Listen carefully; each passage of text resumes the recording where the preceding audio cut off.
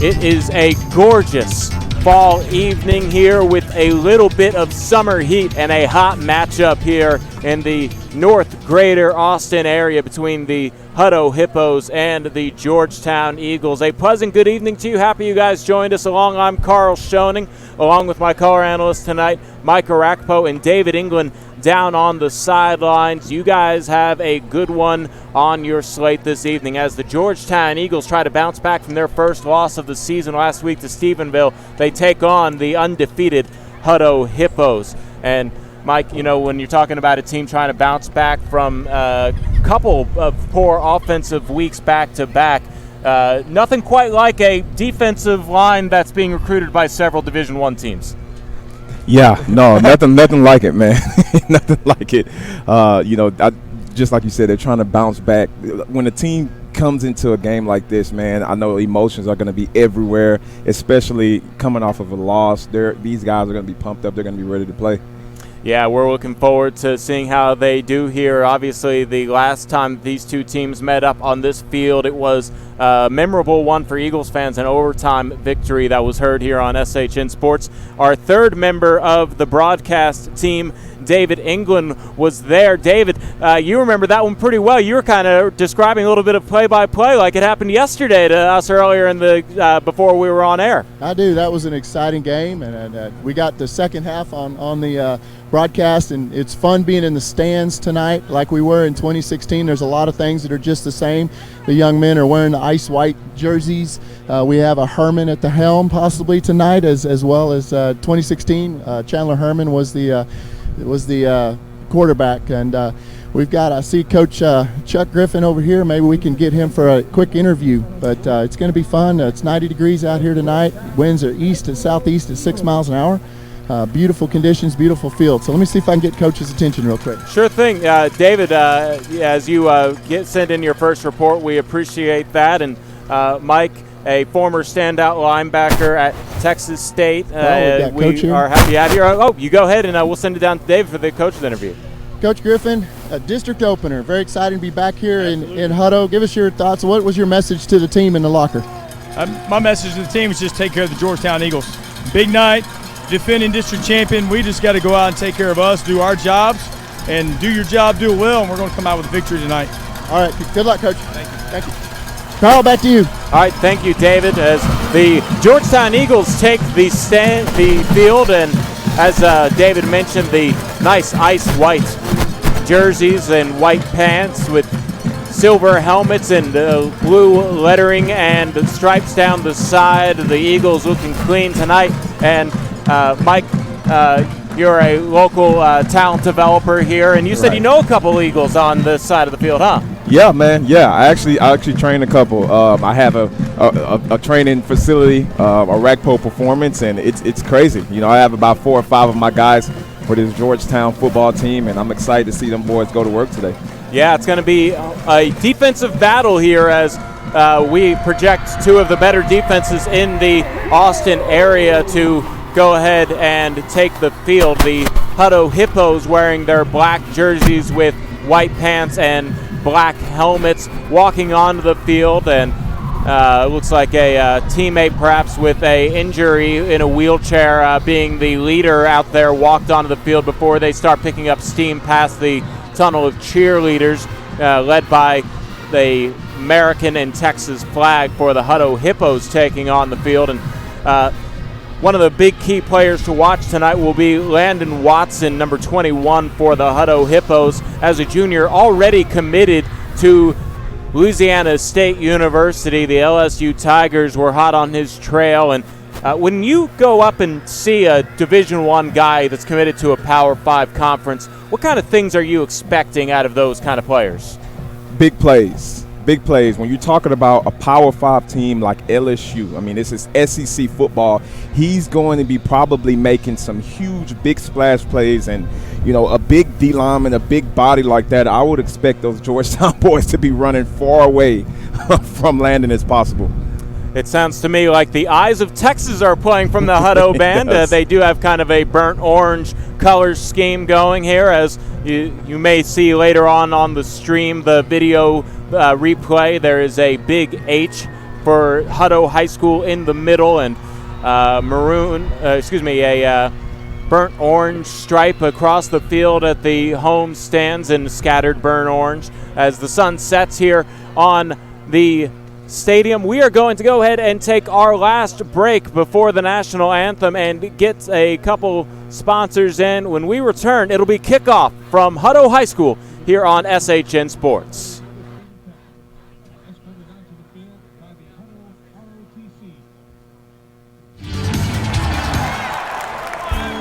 Now that's the sound of Eagle football. While the Eagles deliver on the field, Extraco delivers off the field. Whether it's opening up a small business, growing your business, retirement, or something simpler, we'll work with you to make it a reality. Let's build some dreams. Tell us your dreams at extracobanks.com. Extraco Banks is a member FDIC.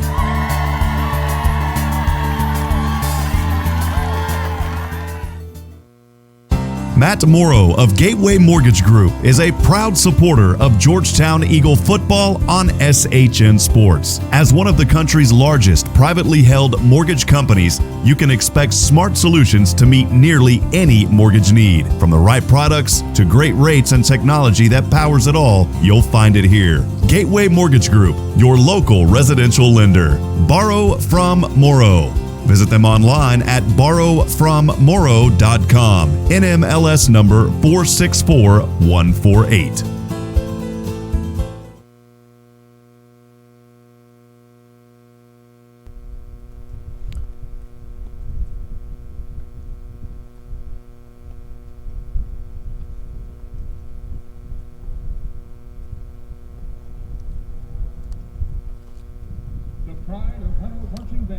We were pausing for a moment of silence here before we start the national anthem here, and once that goes on, we'll get you the results of the coin flip.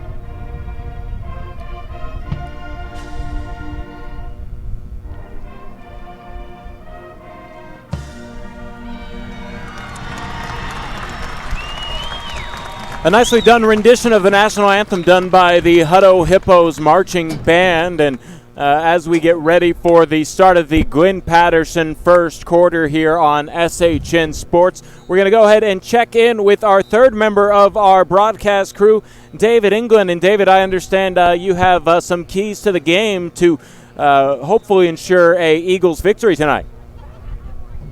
Carl, that's right. I think if our defense plays like they've been playing all season, we should do very well. You've got this is a different Hutto team that we're facing tonight, and of course, naturally, a different Georgetown team. But they, as we remember, Chase Griffin and Chooks, and those guys have moved on to college, and this is a different team. The Hutto struggled against Conley, so I'm excited to see. As long as our offense plays consistently, there's no mistakes, there's no turnovers, things like that, I really think we're going to set ourselves up in a really good position for success tonight. So it's going to be a heck of a district opener for your Georgetown Eagles. We've got a really good turnout here tonight. The band's here, everybody's here, good crowd.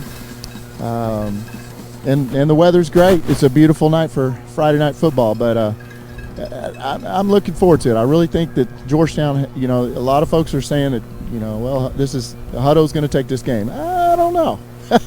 I don't know. Not so fast.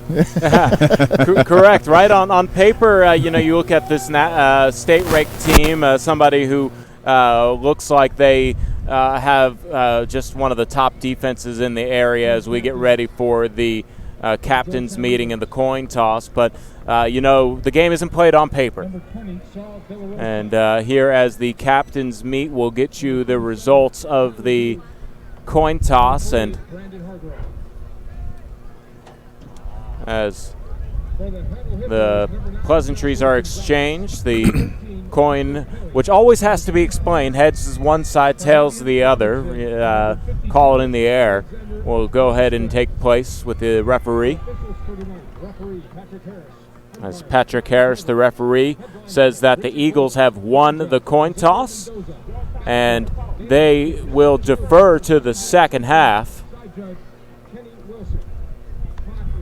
So the Eagles electing to kick off for the first half, and Hutto elects to head towards the north end zone to start off this game. They'll receive the kickoff, and as David goes ahead and gave his keys to the game, obviously it's always successful if you can go ahead and avoid turnovers. Last week the big difference was between Stephenville and Georgetown, that Stephenville started off Georgetown's homecoming game deflating the fans out of the game with a onside kick and then a reverse pass that went for 40 yards and a touchdown, and that turned out to be the difference in the game. So just a little lapse of focus at the start of the game goes ahead and perhaps costs you that game, and I'm sure you've been in situations like that before where two plays make the difference. Absolutely. It's always everyone's trying to win the turnover battle. A lot of the times you can look at teams and you can see like who's the winning team, who won the turnover battle. I wouldn't be surprised if a lot of these kids are, ripping the ball out, doing anything they can to create turnovers and, get their offense the ball quickly and score. But it's interesting. The coach went ahead and deferred. Looks like he is confident in his defense getting out there first, going against these Hutto boys. So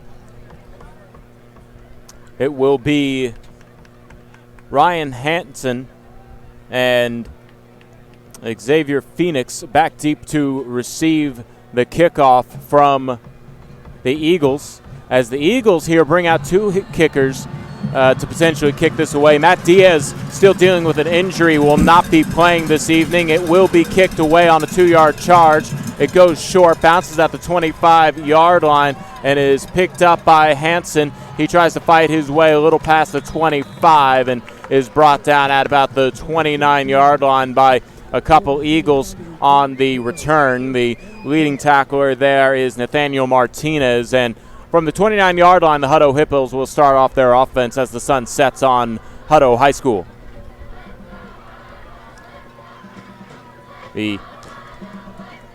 Looks like Georgetown's lining up in the 3-4. They're going with 3 down linemen, going with 4 linebackers. So it seems to me like those got some good linebackers there that's going to be flying all over the football field.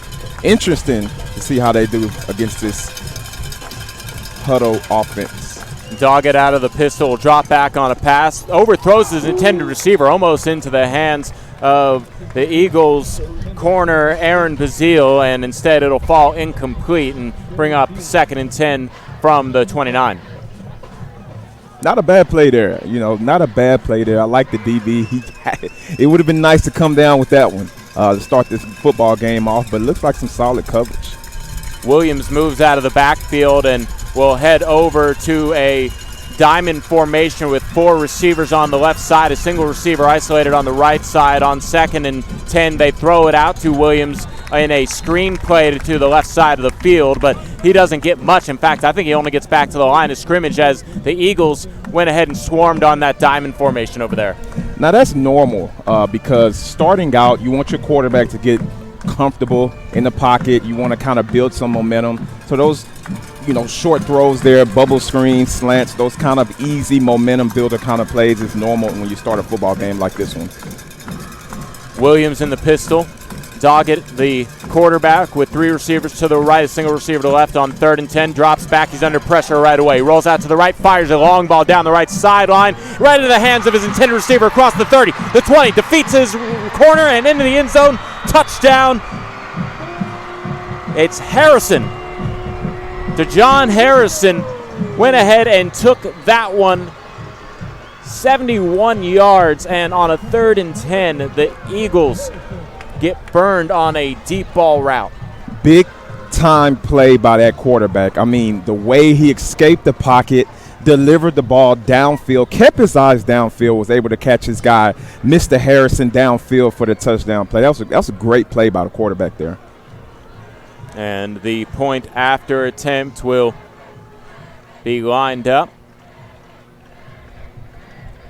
and kicked away through the uprights by Evan Gutierrez. And just like that, the Hippos take a 7-0 lead over the Eagles. And, it just comes down to 3 solid plays to start things off, Mike, and that one play where they were maybe just kind of let the receiver get behind the secondary, and that was the difference in that drive.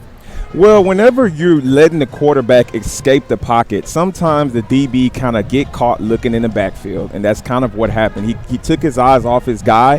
His guy kind of got loose. The quarterback escaped the pocket and was able to catch his guy deep for that touchdown throw right there. That's a great job. Yeah, otherwise on that play, a good job to pressure Doggett out of the pocket, but unable to go ahead and pick it up. Waiting back deep is Brandon Bradford and Cade Lachlan to receive the ensuing kickoff here in the Glenn Patterson Realtor first quarter. It is Javier Pricado who will kick it off from the 40. He sends this one short. It'll be a fair catch called for and taken by one of the upmen for the Eagles, and that'll start the ball at the 25-yard line, as electing to not return that was John Miranda for Georgetown High School, and the Eagles will start at the 25-yard line looking to answer back. Absolutely. Now, not a lot of the times what a lot of coaches do, they get antsy because it was just a big play, and then they go into their playbook. They want to draw up a big play to answer back real quickly, and it gets them in trouble. What Georgetown has to do right now is they have to stick to their normal game plan. They have to just continue to keep the ball moving the normal way that they would have done initially and just keep it rolling. 1st and 10 from the 25. Herman in the pistol. He hands it off to Edie, and then it's a reverse, and then it's a reverse pass, taking it down to the right side, and then just batted out of the hands of Jacob Trussell. A good coverage on the defensive side for Hutto as a creative play by the Eagles is broken up. Looks like that guy just didn't get enough air on that ball. He looks like he had a receiver open downfield, just didn't quite get air on that ball. Not a bad play. I believe that was Cade Lachlan delivering the pass on the reverse. And here it is 2nd and 10 after the incomplete pass. The clock at 10:52. Edie goes into motion to be a pistol back as he gets the handoff running up the middle. He gets hit right away at the line of scrimmage, and I think he'll have no gain on the play, and they see that first defensive line for the first time tonight.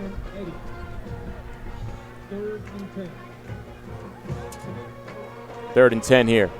Edie moves out into the slot, trips to the left.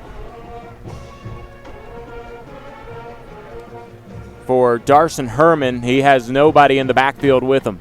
5 wide on 3rd and 10. Now Edie comes in the pistol formation, dropping back. Edie will be in just for protection as Herman throws it deep down the field into double coverage, overthrows his intended receiver, and Fithian was maybe 2 strides away from catching up with that ball. That brings up 4th down. And we'll go ahead and check in with David England. David, what do you got for us? Yeah, there's definitely some size on that Hutto D-line, you can tell. But I think our offensive line is a good matchup. We've got some big guys on our offensive line. That last play, it's unfortunate that number 88, Cade Lachlan, was wide open. Missed that one. Yeah, just missing a little bit there, as that would have been a good opportunity to pick up the 1st down. So they went deep down the middle of the field, and the ball by Lachlan punted away as Harrison, who just scored that touchdown, was back deep to return the punt. Doesn't have an opportunity to return it. It's angled out at the 41-yard line in Hutto territory, and that is where the Hippos will take over after scoring on a 71-yard touchdown pass from Doggett to Harrison on the last series. Here comes Doggett coming back out with a 7-0 lead. 9:59 remaining in the first quarter here in the Glenn Patterson Realtor first quarter. Doggett with 2 receivers stacked on either side from the left hash mark. He's in the pistol. He hands it off to Williams, and Williams is eaten up in the backfield. He'll be brought down for a loss of about 1 yard on the play. You know, Carl, I challenge. There's not been many teams that have been successful running up the middle on Georgetown as well. So neither team tonight is going to have very much luck running up the middle. That's what they're going to have to avoid if they're going to have success. Doggett is not in a quarterback. It's a wildcat formation that goes ahead and gets back to the 41-yard line, the original line of scrimmage on 2nd and 11, and he goes ahead and only that, I believe that was Kendall Williams getting the direct snap. He only gets back to the 41-yard line, and it'll be 3rd and 9 here. Called 3rd and 10 for Doggett out of the pistol. Looks like the Hippos is trying to just spread this team out a little bit. You know, they came out into doubles. Now they went into a trips look. They're still trying to run the ball up the middle. Just haven't been successful on this defense. A throw across the middle is completed for a 1st down as he gets across the 45 into Georgetown territory. Doggett is able to hit his target, Joshua Gonzalez, for a 1st down. They're trying to tempo them here. Out of the pistol, they get the snap off before the chains are set. It's a handoff to Williams. Williams takes it around right end and gets it to the 36-yard line before he is brought down on the play. The tackle made by Marcus Herrera. Brings up 2nd and 4 as the clock moves at 8:25 of play in the first quarter. Trips left out of the pistol. Doggett will do a zone read, hands it off to Williams, and Williams is pulled down from behind by Colby Cummings, and that brings up 3rd down, no gain on the play. Colby Cummings is a big, tall athlete. He's got those long arms and a lot of power. He's not going to let much get around the side of him. Sorry to interrupt. Hippos getting their instructions from the sidelines. 2 receivers on both sides. Out of the pistol, Williams has Doggett in the shotgun, and now going in motion will be Gonzalez, and faking the handoff and then trying to throw across the middle. Incomplete, intended for Harrison. Doggett will face 4th down, and here's an interesting situation, Rack, where you're not necessarily in an area where you feel like a punt would do you much good, and you're definitely out of field goal range. Yeah, I'm not opposed to this call right here. You know, they're across the 50, looking like they're going to be aggressive and go ahead and go for it on 4th down here. They have some playmakers here in the back for their quarterback. They have some playmakers at running back, so not a bad call. Williams is in the pistol as Doggett gets ready to take the snap. A throw over the right side is caught by Harrison. He has the 1st down and gets to the 26-yard line. I beg your pardon, that was actually Javier Lambert. and that'll be a first down for Hutto as they convert it on 4th.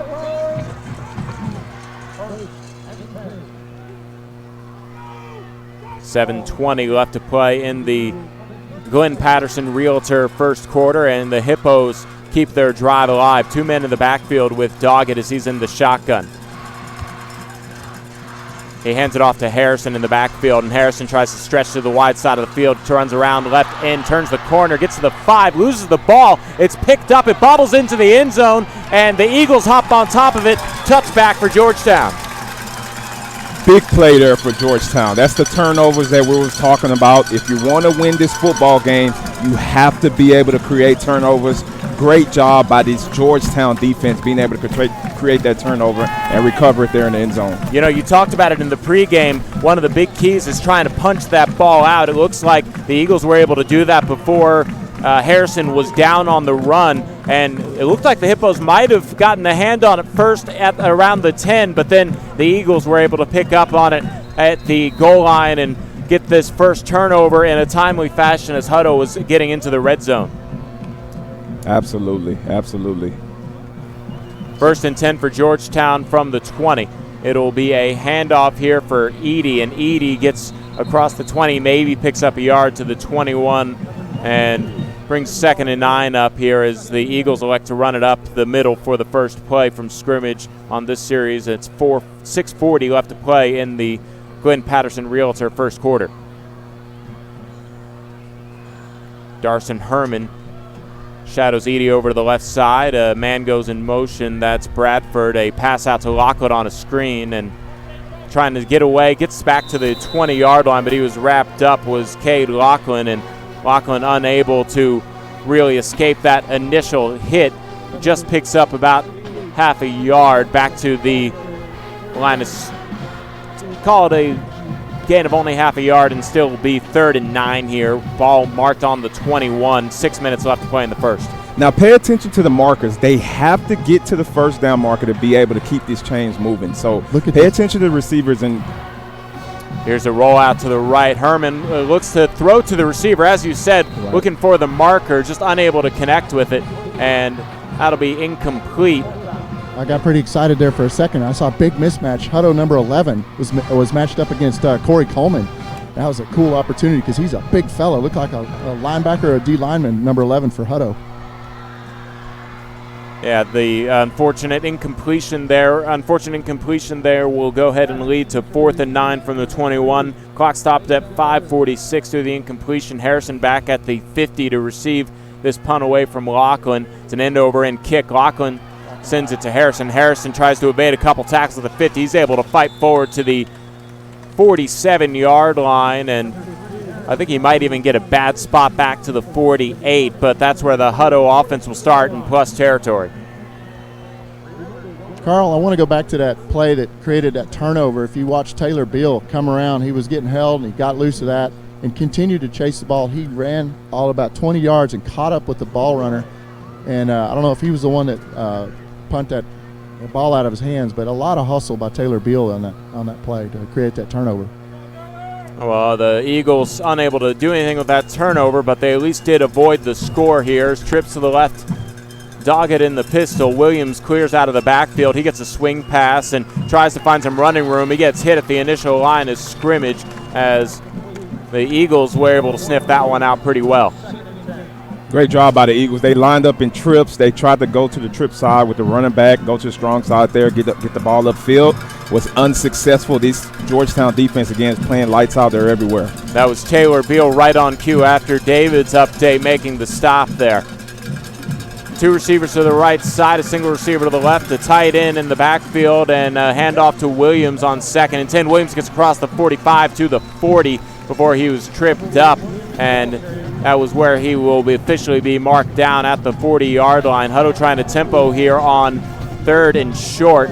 They're going to mark the ball, and the officials almost slow down Hutto here. 2 receivers to the left, and a expect the run here. Doggett will hand off to Williams, and Williams does go ahead and get the handoff and gets the first down. And, yeah, Williams, he's been pretty consistent all night, at least be worth that first, those few yards there. Yeah, Williams seems to be like their every down back. You know, they when they want to pick up yards, they give the ball to Williams. He sticks his foot in the ground. He gets upfield. 1st and 10, ball at the 36-yard line for Hutto. 4:20 left to play in the Glenn Patterson Realtor first quarter. 4 receivers in a diamond formation on the left side of the field. A single receiver on the wide side of the field. Doggett scans to the left side of the field under pressure, and he's sacked. Couple Eagles in there on the sack, and a good job to immediately force the pressure and blow that play up. That's the second time the Eagles have seen that, and they're unable to get anything right there. Great job. That's a great sack. If you know the quarterback, Doggett is looking to escape the pocket. He's looking downfield to see who he can find open. They caged the quarterback. Man, they was able to make a great play there. Great sack. 2nd and 19. The ball on the 45-yard line. Williams gets the handoff, and he's able to evade one tackle, but cuts forward to the 42, called the 43-yard line, and that'll set up a 3rd and long for Hutto. Looks like it was a busted play. Looks like the quarterback opened up the wrong way. It was a little bit of communications there between the quarterback and the running back, so Georgetown definitely caught a break on that one. Doggett in the pistol. Williams behind him. Man goes in motion left to right. Dropping back for a pass as Doggett swings back over to the left side, set up for a screen for Harrison. Harrison follows his blockers down the left side across the 30, the 20. Nobody in front of him at the 10, 5, touchdown Hutto. Harrison has proven time and time after again in this game that he has a lot of speed. He is their playmaker. They're trying to get the ball in the hands of number 3. Georgetown has to figure out a way to stop Harrison if they want to stop these Hippos from getting in the end zone. So did y'all see how that play, he did a quick look right, and then he knew exactly where he wanted to go. He went left, and the whole offensive line went to the left, and he had a little misdirection there.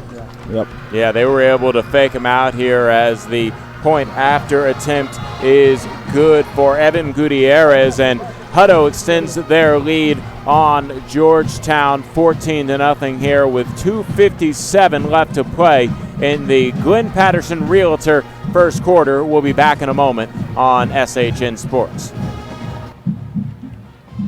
Jimmy Jacobs' reputation for building beautiful Jimmy Jacobs' reputation for building beautiful custom homes in Central Texas speaks for itself.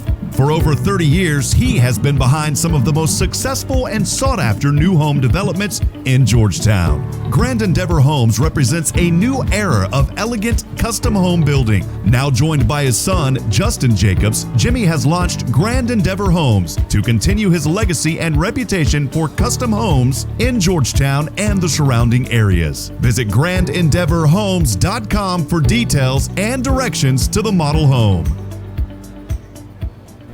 2:57 left in the Glenn Patterson Realtor first quarter, and it's up the Hutto Hippos 14, Eagles nothing here. The ensuing kickoff high and short again. This time no fair catch called for. It's taken by one of the Upmen, and a good choice there as he's able to return it down the right sideline across the 35. He stopped at the 38-yard line, and that is John Miranda again doing a good job on special teams, this time electing to return it. Number 29. Oh, 29, a little hard to read 28 from 29 up here. Trent McConnell, the one who was able to return there. Thank you, David. And a 1st and 10 from the 37 for the Eagles, and this is a crucial offensive possession. They got to put some points up so they're not playing from behind too much all night. Definitely a crucial offensive possession here. They have to put some points on the board. Now you can see probably the play calling is going to get a little bit more aggressive. They're trying to probably throw the ball now and get downfield, get in the end zone. Herman will hand off fakes hand off to Edie, takes it around left end. He makes one man hit him, and he bowls over him to the 46-yard line. A pickup of about 8 yards brings up 2nd and 2. Herman really laying out there. Quarterback showing some grit there, man. Kind of ran the guy over, got him a little bit of extra yards there. A great run by Herman. Herman staying in the shotgun empty backfield this time. 4 receivers on the right side, a single receiver in the left. Now a man goes in motion. That is Trussell. Trussell will be in there as a blocking tight end, and then a run to the opposite side to the left for Herman to pick up the first down. And Darson Herman picked up that first down all by himself with the help of the offensive line.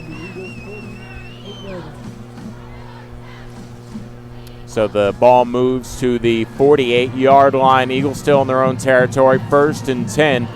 Herman in the pistol. Edie behind him. 2 receivers to the right side, a single receiver to the left, and it's a play action. Passing it down to the right sideline. Herman has a man, and it's a completed pass to the right side of the field, and that is a great catch made there by, I believe, Brandon Bradford, and the Eagles want to tempo him. David, you get that number? That's right, Brandon Bradford, 85. Brandon Bradford there able to make the completion, and now here the Eagles are 1st and 10 from the 15, and Herman's going to roll out to the right, and he is eaten up there as the Hippos were ready to take him back, and that'll be a loss on the play with 1:30 left to play in the first quarter. It'll set up 2nd and 15. Sometimes pace can backfire on you. Absolutely. Looks like waiting for the call now. Okay, they're going. Out of the pistol. Herman will move Edie over to the right side. And it'll be Edie who sets up the block for Herman, and Herman maybe only able to fall forward for a yard as he was good assignment football there by the Hippos to read out the run play. If I might add, Chandler Herman, Darson Herman's older brother, who played in this game in 2016, was also a runner. He could pass really well, but he would also run, and then he went on down to UIW to play down there. 3rd and 13. It's 5 wide for Herman from the 18-yard line. Edie motions past the backfield. It was a swing pass set up for him, and a low throw from Herman falls incomplete. And the officials blow whistles related to a flag, but I don't see a flag out there. That'll bring up 4th down and a decision time here. I don't think this is field goal range, but obviously a punt wouldn't do much good either. I think when you're missing your senior kicker, Diaz, I believe they've recruited some kids from soccer. I think 4th down they're going to go. Darson Herman in the pistol. Edie behind him. 2 receivers on both sides. From the right hash mark, dropping back on 4th and 13. A pass up the middle, just off the fingertips. Incomplete, intended for Jacob Trussell. And here comes a late flag, and the Eagles sideline erupts in joy here as we're in the stands. What was the flag about? We'll Number see. 6, Braylon Shug. It was just extra activity there after that play on the quarterback. You can't do that. That's a bonehead decision. You have to be able to stay poised in there. It was 4th down. Their Hutto offense should be coming on the field now. Looks like Georgetown's going to have an extra set of plays. So a couple of plays back, I was watching number 6 because he was really eyeballing Corey Coleman. He didn't say anything, didn't do anything, but you could tell just that look. I was like, oh, is this going to get chippy in a little while? And it's interesting. Looks like the game is starting to get chippy now. Georgetown knows that they caught a break. They have to capitalize on it so they can, get within 1 score of these Hippos. So, if I'm not mistaken, it was a dead ball foul after the result of the play, so the Hutto offense will be coming out here. And the ball will be placed at the 9-yard line. 17 seconds to go in the Glenn Patterson Realtor first quarter. And even though the Hippos do kind of catch a break in the sense that they don't lose possession on the turnover and downs, it will be a long field in front of them, 91 yards to be exact. Dog it out of the pistol, will shovel it to Williams. Williams has a clear lane on the right side across the 20, and he's brought down at the 25-yard line. And saving that play from going any further was Taylor Beal, but a huge explosive play by Williams to get it across the 25 on 1st down. He was coming right at me. He had 10 yards on either side of him, running through that hole. Huge hole, a lot of room to run. We've got to close those gaps up. That's the end of the first quarter as Hutto elects not to tempo the Eagles and force the issue for one more play. So after 1 quarter complete here, the Hutto Hippos lead the Georgetown Eagles 14-0 on SHN Sports.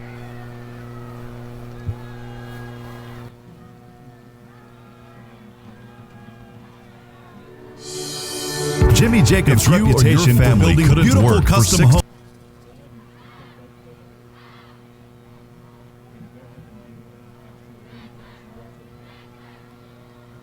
or sell a home or land in the Georgetown area, call Glenn Patterson Realtor. As a third-generation resident of Williamson County, his knowledge will assure you will receive the best price for your purchase or sell. Don't wait. Contact Glenn today at PattersonPropertiesTX.com.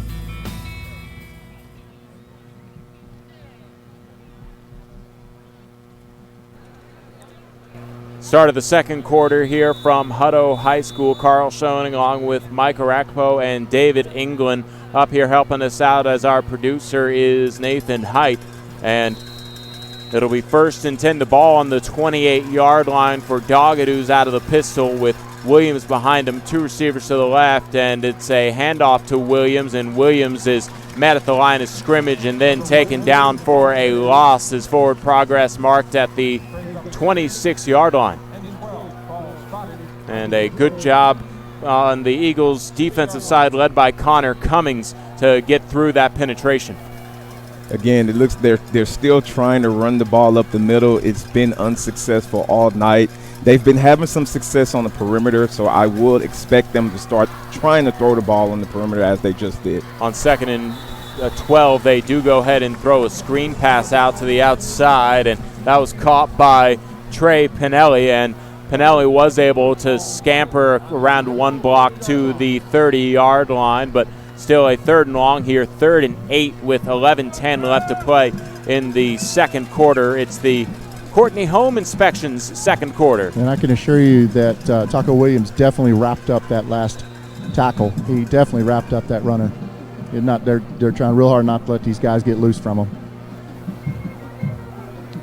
A change of the football, something that you don't usually see happen in the middle of a drive, goes ahead and happens now here. Didn't quite catch why, but they stopped the clock, or they stopped the clock as the play ended up out of bounds. Now they wind it up. I guess either way, the clock operator starts it again. Doggett will drop back for a pass. He completes a pass again, this time to Pinelli, and Pinelli gets it across the 45 to the 48-yard line. That's more than enough to move the chains. A big gain of 17 yards on 3rd down keeps this Hutto drive alive. Huge 3rd down gain there. He just had all the time in the world in the pocket. He sat in the pocket, delivered a throw, made a big-time 3rd down catch for a 17-yard gain. Doggett with trips to the right will have a zone read. Hands it to Williams. Williams with a big hole. A lane opens up. He gets across midfield to the 45. Picks up a solid 13 yards on 1st down, and Hutto's in a rhythm right now. It'll be Doggett taking a high snap, handing off to Williams again. He's been their workhorse. He gets it to the 37-yard line on 1st down, and call it the 36 as Williams is getting a chance to really pad his stats so far with his opportunities. Williams is what every offensive coach loves. He's a downhill runner. He gets the ball. He's looking to go downhill. He also has some speed on him, but he's having some success so far on his Georgetown D-line. 2nd and 6 from the 36. Overthrowing Pinelli is Doggett, and that will bring up 3rd down, and an out route right there for a hot receiver. Unable to pull it down was Pinelli. 3rd and 6, ball on the 36-yard line. Doggett with 2 receivers on both sides from the left hash mark. He's going to change the play up. He has Williams behind him, set up in a pistol.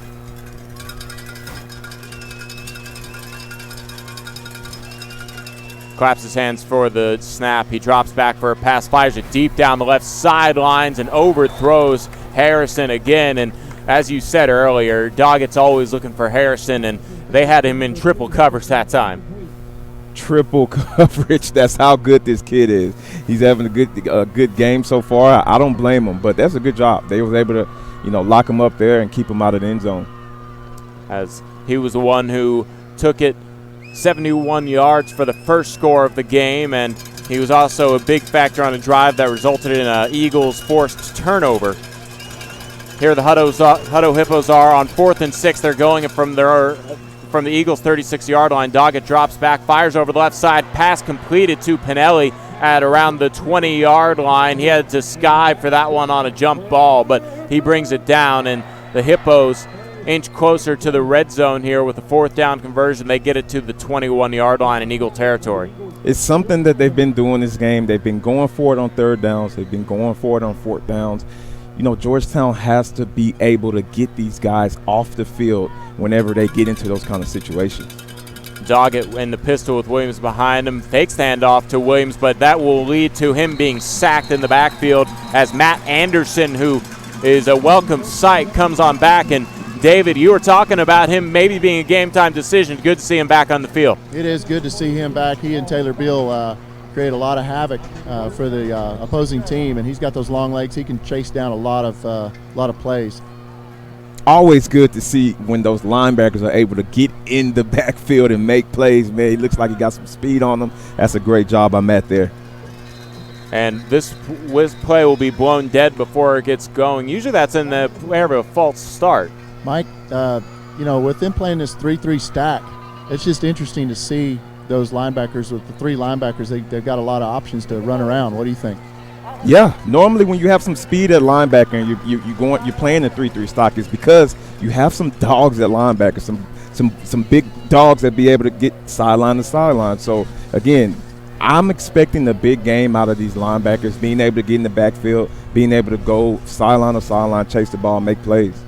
An illegal motion there on the Hutto offense backs them up and makes this a 2nd and 20. The ball moved back to the 31-yard line. Clock moving at the 8:21 mark here in the Courtney home inspection 2nd quarter. High snap taken by Doggett as he drops back for a pass. Fires it across the middle. It's intercepted at the 20-yard line by an Eagle. Going down 25 to the 30 and running out of bounds, angling at the 35-yard line. That looks like Tommy Wilson from up here, or was that maybe Sal De La Rosa? You had the better angle down there, David. Who'd you see? Looks like number 20, Sal De La Rosa to me. It was 20, Sal De La Rosa, and he was able to pick up a nice interception right as you guys were praising the linebackers, Mike. Yeah, one of my guys, Saul, man. Good job. He had a great offseason, man. It's a great job for Saul. So 8:08 left to play in the 2nd quarter, and we're talking about this being a opportunity for Hutto to score when it's a 14-0 game, and they get a little spark from the defense to hopefully bring some momentum onto the offensive side. Well, Georgetown is winning the turnover battle. So now you want to see what can you do with it. Are you going to be able to capitalize off that turnover and be able to get in the end zone right here? 1st and 10, a screen pass out to Trussell, and Trussell was able to get across the 45. He's close to the yard to gain. They might go ahead and move the chains, and they will go ahead and move the chains on 1st down. 1st down picked up by Jacob Trussell on the screen pass as they are a few yards away from getting into Hutto territory. Trips to the left out of the pistol. Herman claps his hands twice as a dummy count, and I think they're going to change the play. Herman out of the pistol. Trips left. 1st and 10 from their own 48-yard line. Herman's going to keep it running around left end, gets across midfield, and gets to the 45. And you like to see your quarterback run like a running back. You got it in Herman. He's definitely got that size to be able to do that. You know, give him the ball. He's run over several people already tonight. That was a gain of 9 on 1st down. 2nd and 1, the ball at the Hutto 43 as the Eagles are trying to score off of an interception from De La Rosa, evading a sack and now firing it deep down the middle of the field, incomplete, as Herman was looking for Lachlan there. And Cade Lachlan, covered well by the Hutto defense, will go ahead and bring up 3rd and 1. The clock stops at 7 minutes on the incomplete pass here in the Courtney home inspection 2nd quarter. You know, I like the play call. Take a shot. You've got, turnover, and you want to see if you can capitalize, like Mike said. Take that opportunity. Now you're still 3rd and 1. You're still 3rd and short. 3rd and 1 here, and it'll be Edie moving to the right here, but flags come in and a false start as somebody jumped on the Eagle side. This is the time in the game when it gets a little antsy, like we said, man. They have to be able to stay disciplined. On this. Well, instead of what was probably going to be a run play, you now almost turn it into a passing down, and It'll be 3rd and 6, the ball marked at the 48.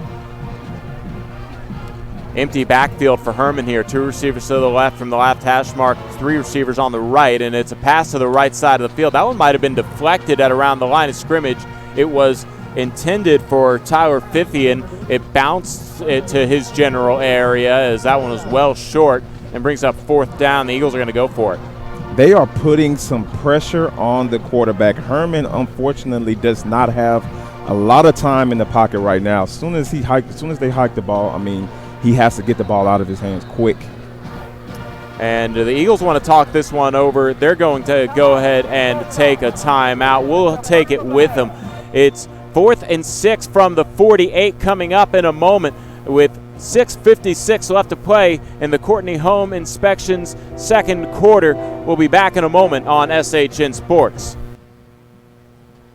2019 high school football on SHN Sports is proudly presented by Georgetown Jewelry. Georgetown Jewelry is your trusted local jewelry store, family owned and operated since 2013. Whether you desire a one-of-a-kind custom piece or want to enjoy browsing our inventory of both unique and traditional jewelry and watches, stop by and see us at Georgetown Jewelry. We also specialize in jewelry repair and appraisals. For more information, please visit Georgetown Jewelry, located in the Williamsburg Village Shopping Center in Georgetown, or online at georgetownjewelry.com. It's 4th and 6 from the Hutto 48. The Eagles looking for a 4th down conversion. 6:56 left to play in the second quarter. Instead, they're going to drop back for a pooch punt. Nobody really back deep to receive, so this one takes a great Eagles bounce, and it'll roll right into the end zone for a touchback. And almost angled out of bounds, but instead that will just be giving it up to, I believe, the 25-yard line where or to the 20-yard line where Hutto will take over. I suppose right idea there, because if you didn't convert, that would be really good field position for a Hutto offense that's been able to move the ball pretty well so far. Yeah, it looks like they're just elected to go ahead and pooch punt it. You know, get out there on the field and play some defense, get a stop, get the offense the ball back again. So the Hutto offense, led by Grayson Doggett, will go ahead and take the field. Trips to the left, a single receiver to the right. Williams behind Doggett. 1st and 10 from the 20. And a high snap that Doggett will have to fall back on the 9-yard line to make sure that that one doesn't end up into the hands of an Eagle. And can't really say that the defense did it, but the defense will appreciate it. Absolutely. The defense will appreciate it. Got the ball pushed back a little bit here. So the ball on the 9 brings up 2nd and 21 for the Hutto offense. And they've elected to kind of slow down here to make sure that they're all on the same page. Out of the pistol, Doggett with Williams behind him. Trips to the left, a single receiver to the right from the right hash mark. It is a handoff to Williams, who follows his blockers, goes around right and gets across the 20, the 25, 30, and an explosive play. Picks up the 1st down. A late flag comes in after the play. That might be a flag on the Eagles because Williams goes ahead and takes that just to the yard to gain. But we'll see what the penalty flag is.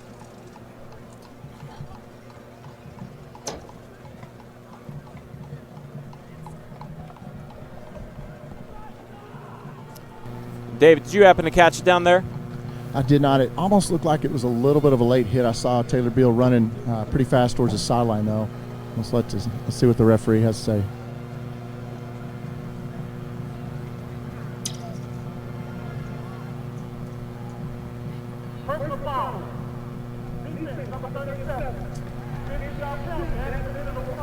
Yeah, your eyes did not deceive you, David. It was Taylor Beal going ahead and maybe just a fraction of a second late, but it's still a late hit, and that adds on 15 yards to an explosive Williams run and moves the ball to the Hutto 47-yard line. 1st and 10. Doggett has 2 receivers to the left, 2 men in the backfield with him out of the pistol. He flips it to Williams. Williams under pressure immediately, and it's Taylor Beal trying to make up for some of that penalty yardage, a tackle for loss to the Hutto 41-yard line.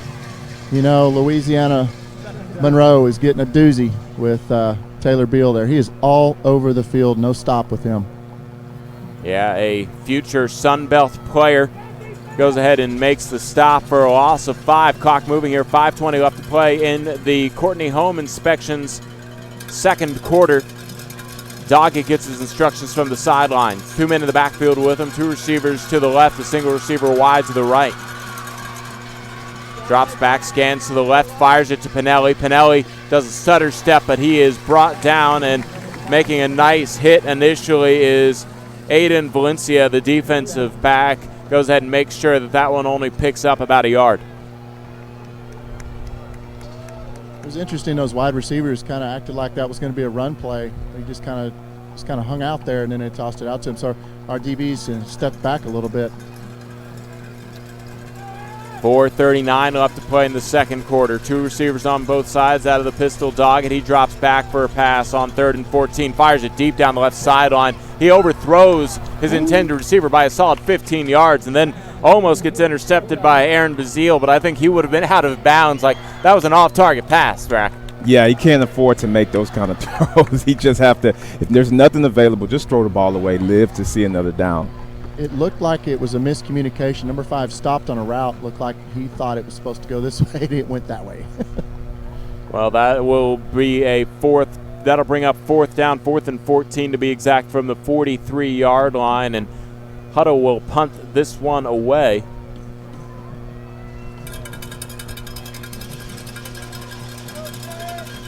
Cade Lachlan back deep to receive, and a flag comes in here as I think that was a false start on the Hutto special teams. Number 37, Taylor Beal, jumping up there, right there on top of him. He made him a little nervous there. Yeah, it looked like one of the Eagles went across the line of scrimmage just to make sure that the officials saw what he saw, and that backs him up 5 yards, and Lachlan will go ahead and bounce up about 5 yards.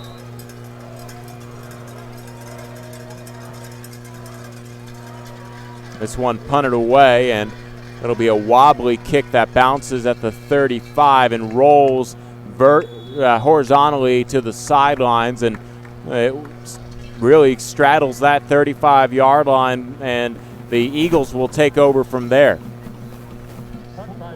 So 4:16 left to play until halftime, and all things considered, Hutto and their sophomore quarterback got things going off pretty early. They haven't been able to score since their first 2 scores. It's 14-0, and the Eagles would like to find a little momentum going into the locker room here.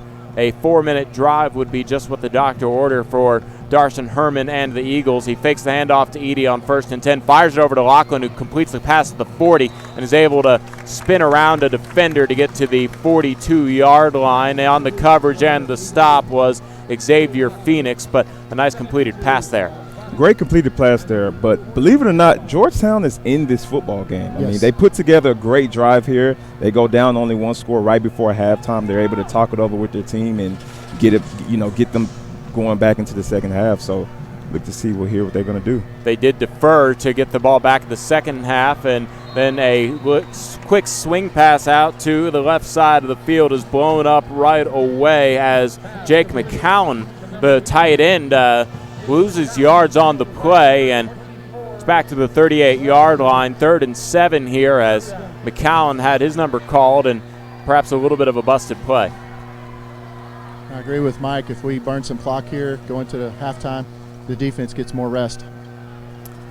Herman is hit as he throws. The ball comes loose. It's scooped up by a Hippo. He's taking it across the 20 to the 10. At the 5, he spins down inside the 5-yard line. Then the ball comes loose again.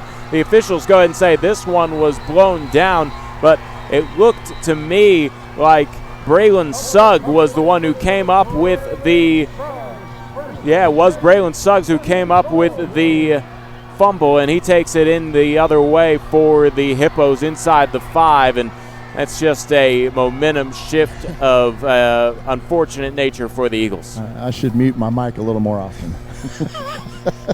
Goodness. Yeah, there goes. That's a tough break for Georgetown right there. Tough break, man. It's a tough break.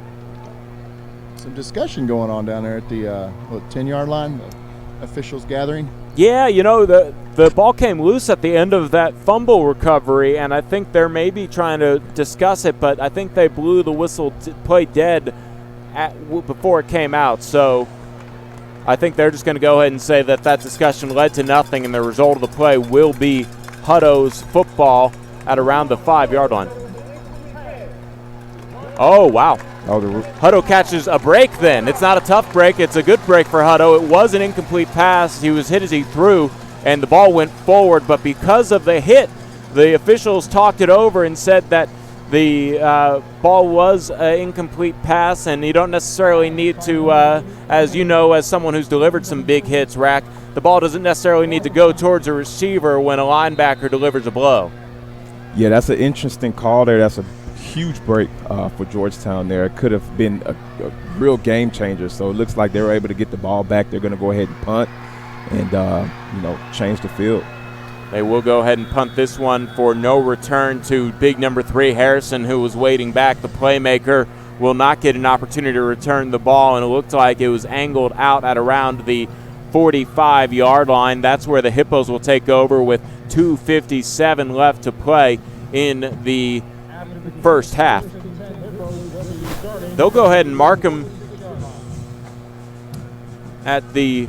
Yeah, that ball went out of bounds pretty early. Yeah, the 46-yard line. The initial official and even the chain gang wasn't quite sure where to go until just a moment ago. So they even mark it up another yard to the 47-yard line. The chain gang will have to go the opposite direction. They're still thinking the Eagles have the football. And now they're set here as the Hippos will have they're going to run out of that Wildcat again. It's Harrison. Harrison weaving through the defense across the 35 to the 30, down the right side on the 20, 10, end zone, touchdown, Harrison. He takes it 46 yards for a touchdown, his second of the evening, and the Hippos take a 20-0 lead over the Eagles. We talked about it. Harrison is a dangerous, shifty, and fast weapon for the Hippos. Absolutely. I mean, the guy is a game changer. I mean, they're literally just giving him the football. He's making the plays, just making people miss, finding a way to get extra yards after contact. He's getting himself in the end zone. That's the second one for the night. The point after attempt from Gutierrez will be through the uprights and good, and that will be the third touchdown and the 3-touchdown lead to the Hutto Hippos here in the second quarter, the Courtney Home Inspection second quarter. We'll be back in a moment on SHN Sports. Central Texas High School football on SHN Sports is made possible by Georgetown and Austin Shirt Company. 3 words describe Georgetown and Austin Shirt Company: simple, reliable, and awesome. We support our community. From screen printing and embroidery to promotional products, Georgetown and Austin Shirt Company helps put your brand on your business. Get started on your project today by getting a quick and easy quote online at GeorgetownShirtCompany.com. 2:47 left to play in the first half. The Hutto Hippos lead 21-0 over the Georgetown Eagles, and we decided to look up DeJohn Harrison, and he is a 3-star recruit that has offers from Arizona, Kansas State, Arizona State, Colorado State, your old stomping grounds, and University of Houston, and also your old stomping grounds, Texas State. We were going to say we should go down and make an offer for Coach Spavital. Instead, right. he has some other offers. The ensuing kickoff will go ahead and be end over end taken by Bradford. Bradford goes ahead and follows blockers across the 35-yard line and across the 30-yard line. He gets stopped short of the 35 at around the 32-yard line. But, yeah, a lot of talent on this Hutto side of the field, and Harrison showing off why so many schools are looking at him. You know, Carl, Mike, we're talking to Todd Robertson, the voice of the Hippos, earlier before the game. They were talking about some facilities upgrades, and I've just looked over in the Georgetown stands, and I'm seeing quite a bit of orange because on the Hutto side it's packed. There's not any room. So that's interesting. They've got to bleed over to the Georgetown visitor side. I suppose everything's been calm over here. Here it is 1st and 10 for the Eagles. 2:42 left to play from their own 32. A swing pass out to the right side, incomplete, as that one was intended for Tyler Fithian, as they tried to hit him running an out route, and that will go ahead and be incomplete. Brings up 2nd and 10. Ball still on the 32-yard line. Clock stops at 2:36. What's interesting is that Georgetown has not yet really attacked this defense downfield. They haven't really attacked the middle of the field, and we're still, waiting to see this quarterback really just set his feet and try to find some guys downfield. Well, he'll have an opportunity here. Empty backfield. Edie will go ahead and shift into a pistol formation. 2 receivers on both sides, and it will be a handoff to Edie, who goes around left end, and Edie gets it to the 35-yard line, and that's a gain of 3 yards, and 3rd and 7 coming up here, but now will probably be an obvious passing down, Rack. Absolutely. It's 21-0 right now. It's 2 minutes before halftime. You do get the ball back, but it'll be nice to kind of squeak into halftime with a quick score here. Trips right, 2 receivers on the left, and now man goes in motion left to right. That's Lachlan, that's Bradford, but under pressure was Herman, and then he dropped the ball. This time it might not be ruled a forward pass. It looked like he was in the throwing motion. Instead, it was picked up by a Hippo, and that will be ruled a fumble, recovered by Hutto, and this time around they'll get to keep it. I don't think the officials will rule that was a forward pass. And if I'm not mistaken, the man making the that was Jason Vogel, the linebacker, able to come up with the hit and the recovery. Yeah, it looks like a solid play there. That looks like a clean fumble. Quarterback kind of got to do a better job of being able to keep possession of that ball and just, make sure that he's protecting that football. Minute 49 left to play in the first quarter, the first half, and the Hippos in the red zone following the fumble, and they're looking to add on to their 21-0 lead. Doggett motions his receiver, and then it'll be a receiver pass into the end zone. Harrison unable to come down with it on the pass attempt from Joshua Gonzalez, and play towards the end zone falls incomplete, but the Eagles do a good job covering the play. Clock stops at 1:43 left to play in the second quarter. It's the Courtney Home Inspection second quarter.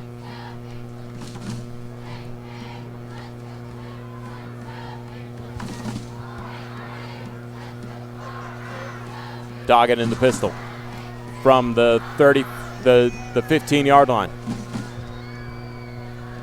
It will be a handoff to Williams. Williams tries to follow his right guard. He dances in the backfield and then is able to shift his way to the 10-yard line for a pickup of about 5 yards, and 3rd and 5 coming up here. Clock moving at 1:25 left to play in the first half, I should say. Feels like they're fine with letting that clock run and get into the half here. Yeah, we'll see how urgent it is for the Hippos. They have all 3 timeouts left. The Eagles have 2. 2 men in the backfield with Doggett out of the pistol, and he hands it off to Williams. Williams runs up the gut and will get a few yards to the 7.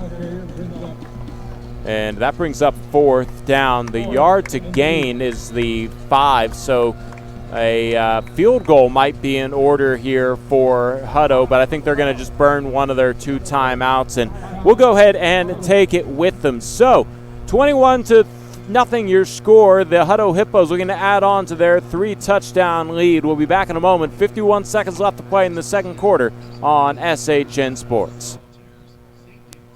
If you or your family couldn't work for 6 to 12 months due to a serious illness or major accident, how would that affect you or your family financially? Hi friends, I'm Rob Hipp. I offer products that can help during the tough and unforeseen times. For more information, please call me directly at 512-522-9105. Again, that number is 512-522-9105.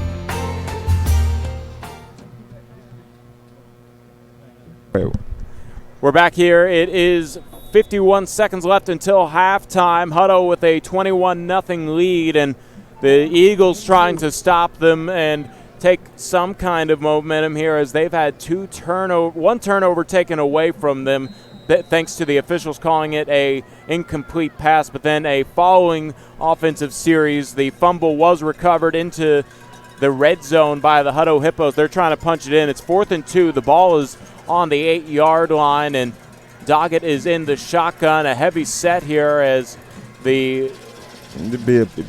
probably go play action here. Oh, they're choosing to run the ball. Yeah, Williams will run it up the middle, and, man, he bounces outside, and he was stopped short. So that'll be a turnover on downs, and the Eagles get a much-needed stop. And, Williams had been good for those 2 or 3 yards, and he doesn't get him there. Great stop there. Great stop by the Eagles. Looks like they're going to get the ball back. 45 seconds left on the clock. Interesting here to see now what these coaches on this Georgetown football team elect to go with. It's really nice to see the defense step up there and get that goal line stand, essentially, is what it looks like from here. Yeah, we'll go ahead and see if they do start to look towards the deep balls, as you were mentioning, as Herman needs to get a lot of ground covered quickly. The ball's on the 8-yard line. Eagles in their own territory. Herman 1st and 10 will elect to keep it as he runs around left end, gets across the 10. He's fighting forward across the 15 and is brought down short of the 20. And Herman will go ahead and stop the clock at 36 seconds to move the chains, as he did it with his legs there. Clock will pick up here. Eagles have 2 timeouts left, 30 seconds into the first half, and Herman will hand it off to Edey this time. Edey goes up the middle, and he gets to the 20 for a gain of 2 yards, and Eagles might be content to go ahead and just head into the locker room here, as they'll only really have time for 1 play left. They're not using their timeouts.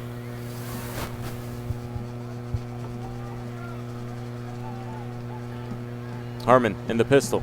2nd and 9, ball on the 20. He drops back for a pass. He pump fakes, and now he'll tuck it and run across the 25 to the 30. Runs out of bounds at around the 31-yard line. He picked up the first down for the Eagles on a run for 11 yards, but that will not be enough to get the clock back into second left. He thought he might have been able to time that well. He didn't, and that is the end of the first half. So 21-0 your score. The Hutto Hippos lead the Georgetown Eagles, and the Eagles will get the ball back to start the second quarter. Rack, thoughts on the first half before we send it to the halftime show? Man, it's been some football being played here. I mean, the Hutto Hippos came to play. Looks like their playmakers is solidifying themselves. They got the quarterback Doggett has had a great first half of football. You got Williams and Harrison that's been, all over the field. Their playmakers are finding ways to make plays. This Georgetown offense have to figure out a way to get going. This is what's happening right now is, Hutto is continuing to find a way to score, and Georgetown, unfortunately, is not. So I'm pretty sure they're going into halftime. They're talking it over with the offensive coaches. They're going to adjust the game plan a little bit and find ways to get in the end zone. And, David, any thoughts from you before we send it over to SHN Football Friday? Yeah, Carl, Mike, I agree. Our defense we're going to need to lean on our defense to help keep us in this game. And like Mike said, our offense has got to figure out a way to make some plays, and our receivers need to catch those balls and just play very disciplined. Our O-line has been very good, with the exception of, that one 3rd and 1 penalty. But, our D-line is getting pressure on their quarterback. I think we're even on the turnover match, but now our defense has got to shut them down. And there's speed, too. Gosh, Hutto's athletically, they've got some speed, and we've got to be prepared for that and acknowledge that and anticipate it. So it'll be interesting to see what adjustments are made, and Coach Beatty, the offensive coordinator, and Coach Griffin, they'll come up with some stuff to get the offense moving. We haven't seen we haven't seen Oldorp yet, have we, Carl? No, we have not. He has not come in according to my eyes. So that might, who knows? I don't believe he's injured, so maybe they mix things up a little bit, but we'll enjoy the bands, halftime. First district game for Georgetown. District season is upon us. All right, great. Thank you for those thoughts, David. And Rack, as you guys mentioned, it was definitely a big half for the speedy Hutto offense, probably led in total offense by DeJohn Harrison. We'll go ahead and let the Eagles marching band play for your ears, and then we're going to send it over to SHN Football Friday. Stay tuned with us. It's 21-0. Hutto leads Georgetown on SHN Sports.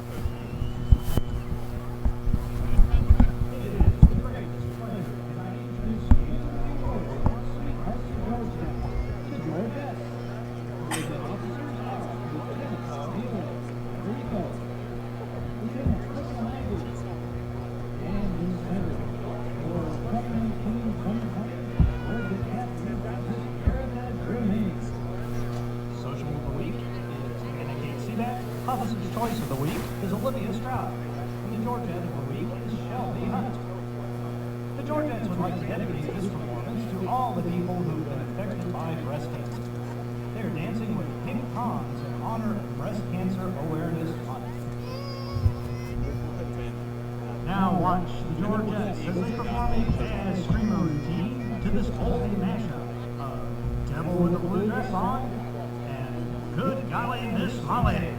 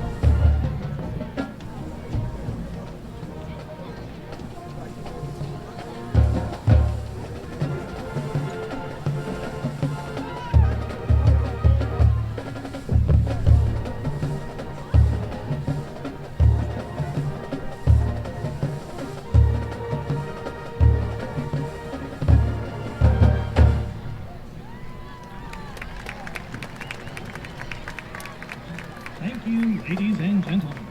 The Georgettes are under the direction of Miss Nikki Crossan.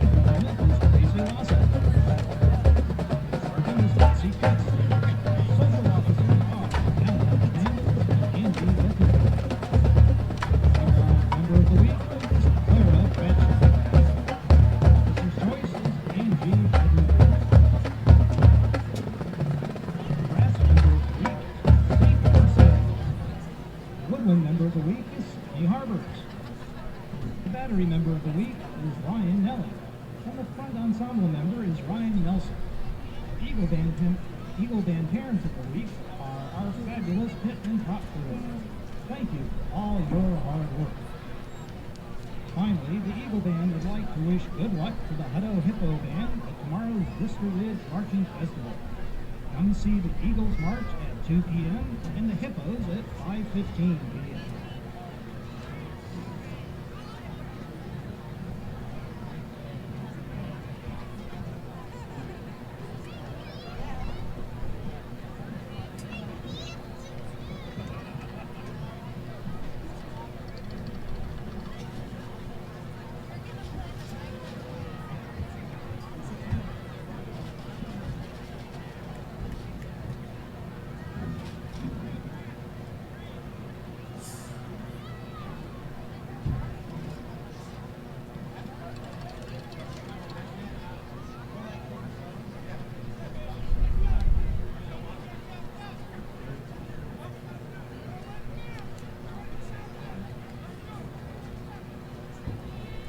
Georgetown High School Eagle Marching Band and Color Guard will now perform their entire 2019 competition show. The band would like to dedicate tonight's performance to Scout Schultz and all kids fighting cancer. We love you, Scout.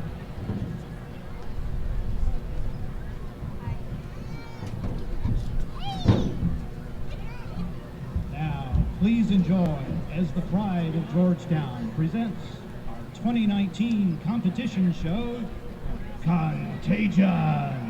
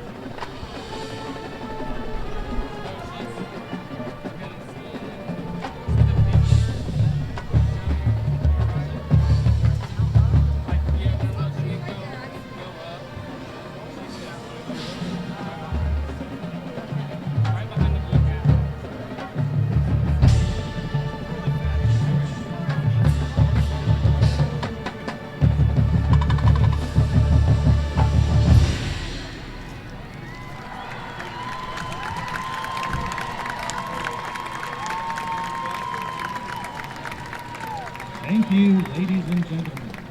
Now, let's hear it for Coach Griffin and our Eagle football team in the second half. And remember, Eagle fight never die.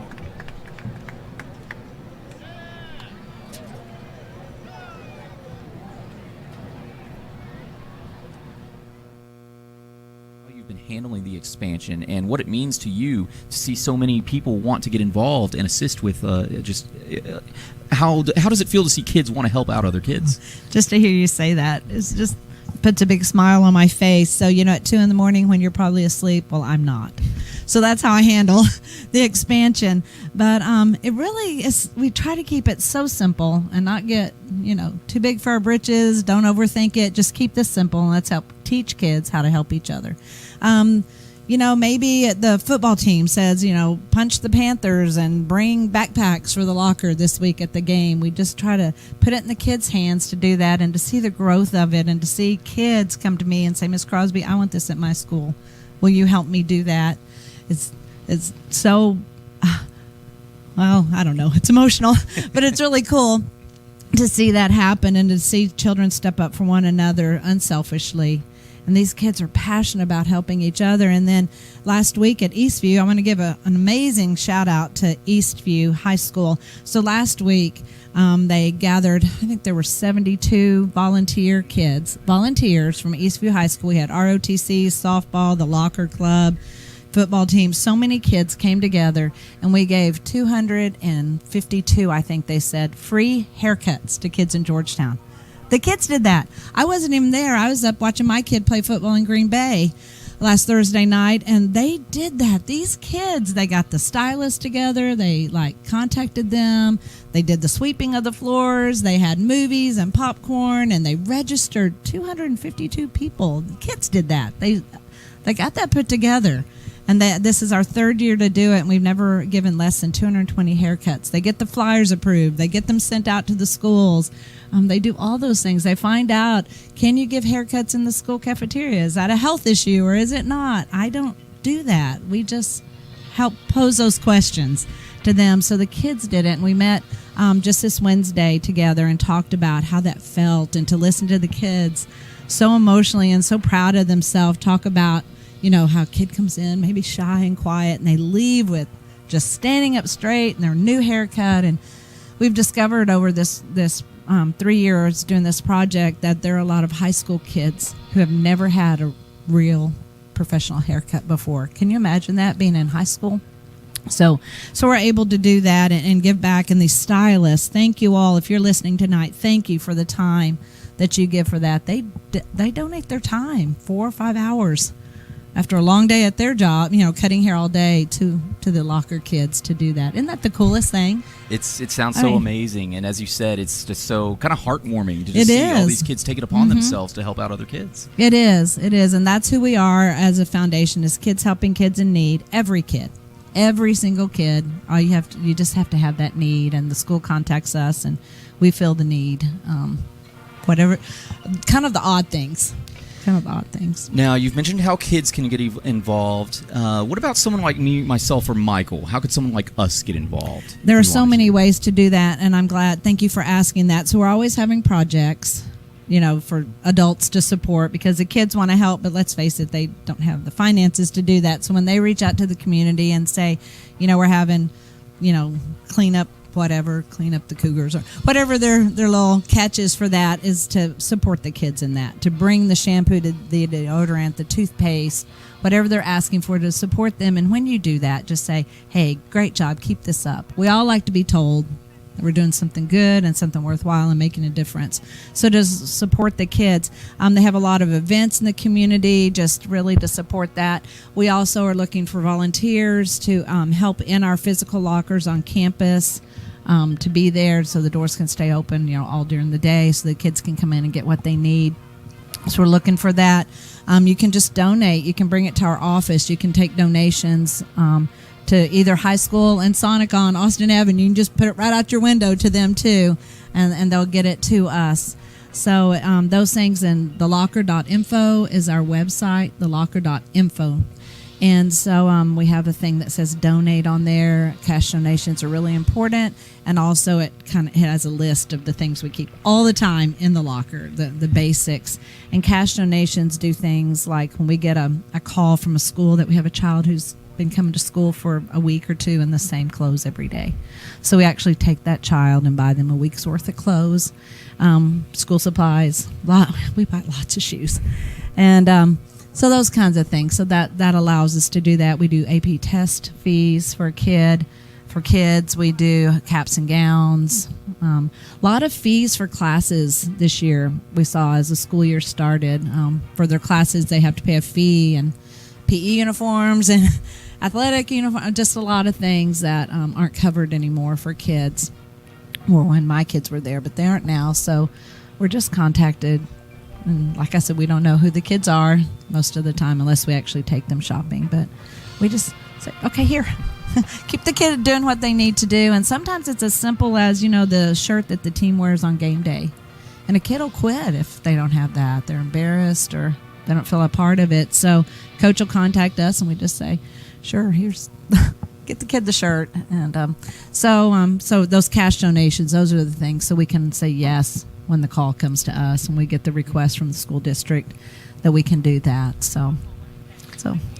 Well, that is thelocker.info for more information on how you can help get involved. And you also send out a newsletter. I did see. We do. Mm-hmm. You can sign up on our website for that, and we blast. It's just an e-newsletter once a month and let you know what's coming up, what awesome things the kids have been doing, and we just share lots of photos of the neat things that they're doing and what's coming up and how you can help us. And sometimes, like if the weather turns cold, like usually this time of year we have that cold snap and no one's ready for it.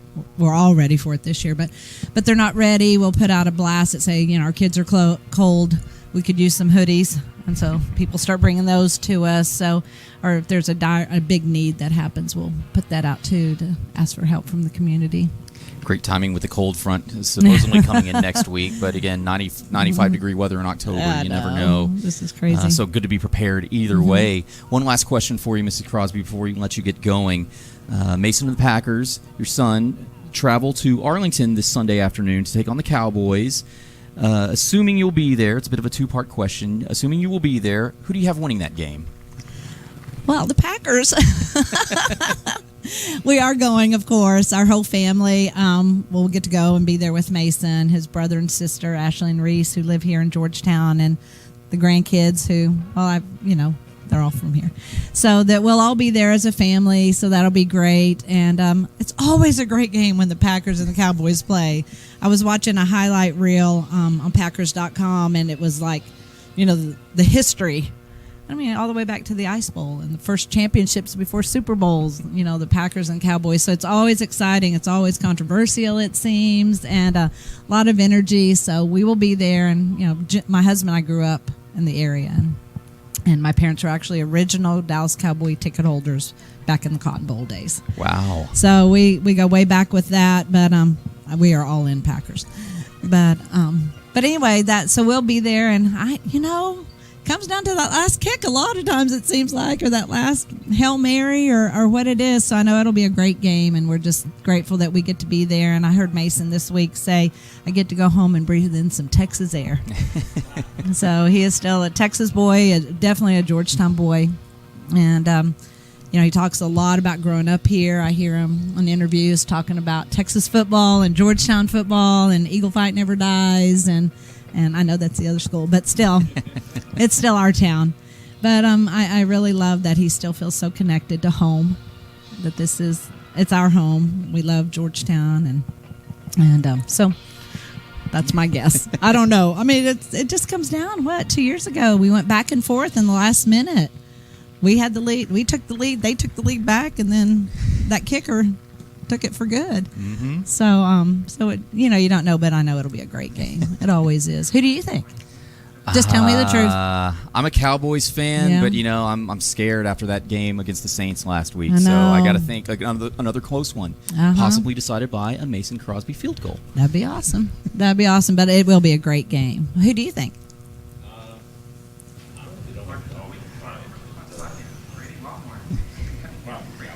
Cowboys. Michael Francis picking the Cowboys, Yeah. for those that can't hear. Yeah, and I want to tell you guys too, thank you so much for partnering with us this year and supporting the locker so openly. We appreciate that. We really do. It was started by athletes in the beginning 11 years ago, and just to partner with your organization. And Rob Hipp isn't here tonight, but what a great guy, and thank you for supporting us this year on air and in so many ways. We really appreciate it. As always, and we appreciate your sponsorship and your help as well. TheLocker.info for all that information. Mrs. Crosby, thank you so much for joining us again tonight. And we'll let you get going as we're nearing the end of halftime. And we will go to a quick commercial break, and when we return, we've still got about 10 minutes left here at halftime at Birkelbach Field. The Cubs lead it 20-14 over the Patriots. We'll throw it to SHN Football Friday at the SHN Sports Studio for a couple of minutes for you. Stay tuned. We'll have more exciting action and the start of the second half just after this. The Oak Ridge Disciple House is a proud supporter of Central Texas high school football. The Oak Ridge Disciple House is a faith-based, nonprofit 501c3 Christian character building ministry helping men 18 and older who are suffering from drug and alcohol addiction. If you or someone you know needs help, there is light at the end of the tunnel. That light can be found through the Oak Ridge Disciple House. For more information, please visit oakridgedisciplehouse.com.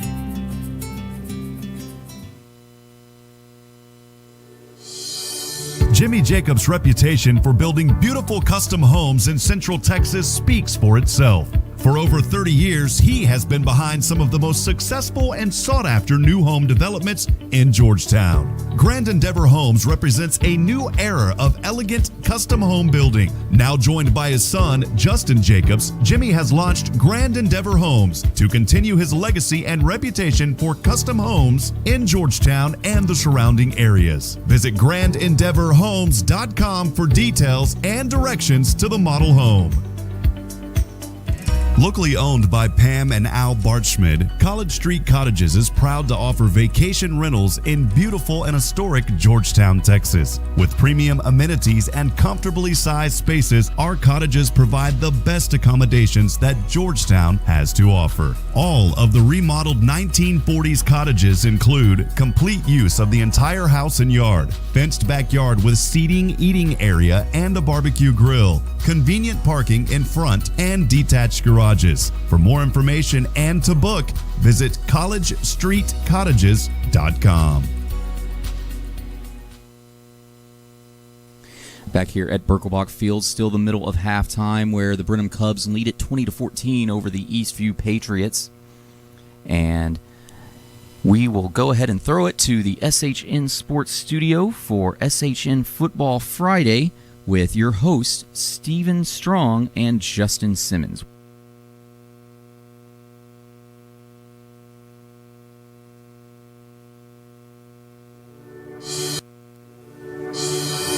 Jimmy Jacobs' reputation for building beautiful custom homes in Central Texas speaks for itself. For over 30 years, he has been behind some of the most successful and sought-after new home developments in Georgetown. Grand Endeavor Homes represents a new era of elegant custom home building. Now joined by his son, Justin Jacobs, Jimmy has launched Grand Endeavor Homes to continue his legacy and reputation for custom homes in Georgetown and the surrounding areas. Visit GrandEndeavorHomes.com for details and directions to the model home.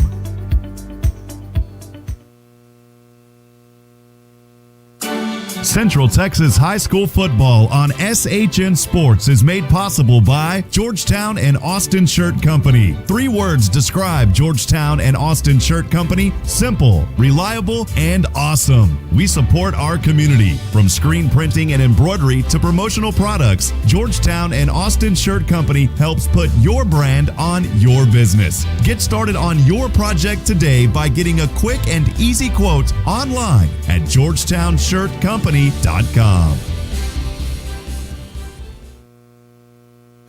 2019 high school football on SHN Sports is proudly presented by Georgetown Jewelry. Georgetown Jewelry is your trusted local jewelry store, family owned and operated since 2013. Whether you desire a one-of-a-kind custom piece or want to enjoy browsing our inventory of both unique and traditional jewelry and watches, stop by and see us at Georgetown Jewelry. We also specialize in jewelry repair and appraisals. For more information, please visit Georgetown Jewelry, located in the Williamsburg Village Shopping Center in Georgetown, or online at georgetownjewelry.com.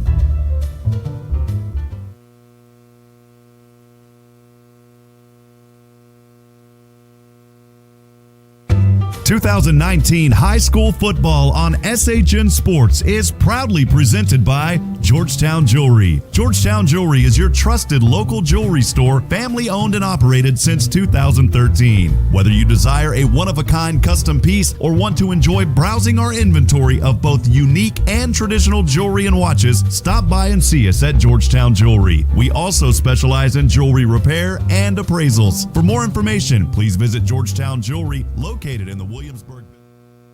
Testing 1, 2. We are back here. It is the end of halftime here between the Hutto Hippos and the Georgetown Eagles. It's 21-0. As we hope you enjoyed the Rob Hipp Insurance halftime show. The Hippos led by the strong offense of DeJohn Harrison in front of the Eagles, 21-0, and here it's a good time for the Eagles to basically be happy that they elected to defer in the second half, or defer to the second half, and they'll get the kickoff and hopefully a shot to the arm of their offense. Yeah, Georgetown has to find a way again to get this offense rolling. You know what at the beginning of the game, what they did was they started with some kind of short throws to open up the running game. What I'm noticing is that has not been successful so far. So eager to find out what they're going to do, what they're going to be able to do on offense to find a way to get in that end zone.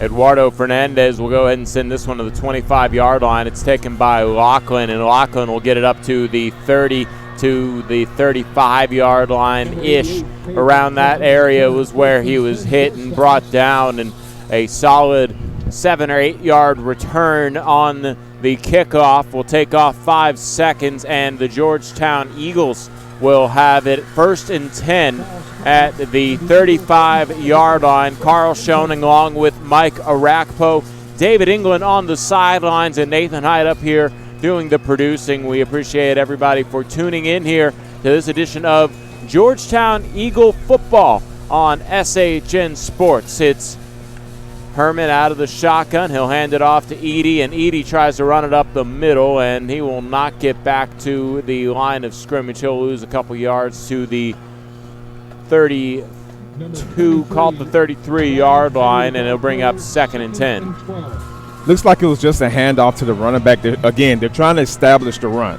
From what I've seen is the moment the run game can kind of get open, it allow them to be able to start throwing the ball here. So, but they just have not been able to get to have any success on the ground. It'll be Herman running it up the middle, and he follows his left guard to the 47-yard line, and that's a little bit of success there as Herman elected to go ahead and make it a quarterback run the whole way, but it's still 3rd and long with about 8 yards till the yards again at the 45. Now, Carl Herman is not a typical throwing kind of quarterback, so it looks like they're trying to figure out ways to find success on the ground with him, but you know, you're down 21-0, you're going to have to start thinking of ways to get that ball downfield. Herman elects to tuck it and run, and he'll be about a yard short as he didn't see anything through his first couple progressions, elected to go ahead and take a lane that he had around the right end, and that'll bring up 4th down, 4th and 2 as the ball is spotted at the 43-yard line, and it looks like it'll be a punting unit brought out by the Georgetown Eagles as they elect to kick it away, and DeJohn Harrison is back at the 30-yard line waiting on it. I'm assuming they're going to kick it away from him. Have to find out a way to kick it away from Harrison. I mean, he is the fastest guy on this Hippo offense, and it looks like he has the ball, and he's going right downfield. He's at the 45-50, the 45-40, and across the 35, out of bounds at the 30. And, yeah, we kind of were saying you need to kick it away from him, and, yeah, he shows some elite speed and athleticism to get to the Eagle 30-yard line. And, man, David, you see it right in front of you. That is Division I talent there.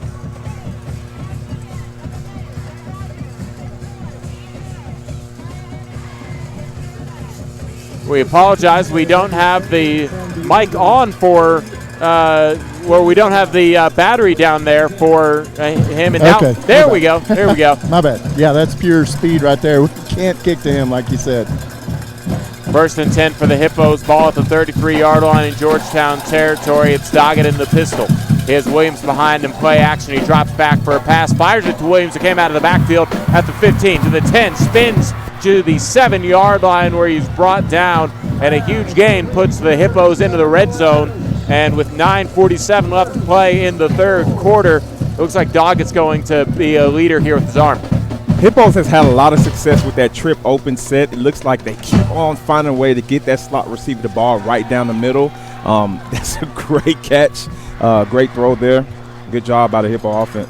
First and goal from the 7-yard line. Doggett with two receivers on both sides. William behind him in the pistol.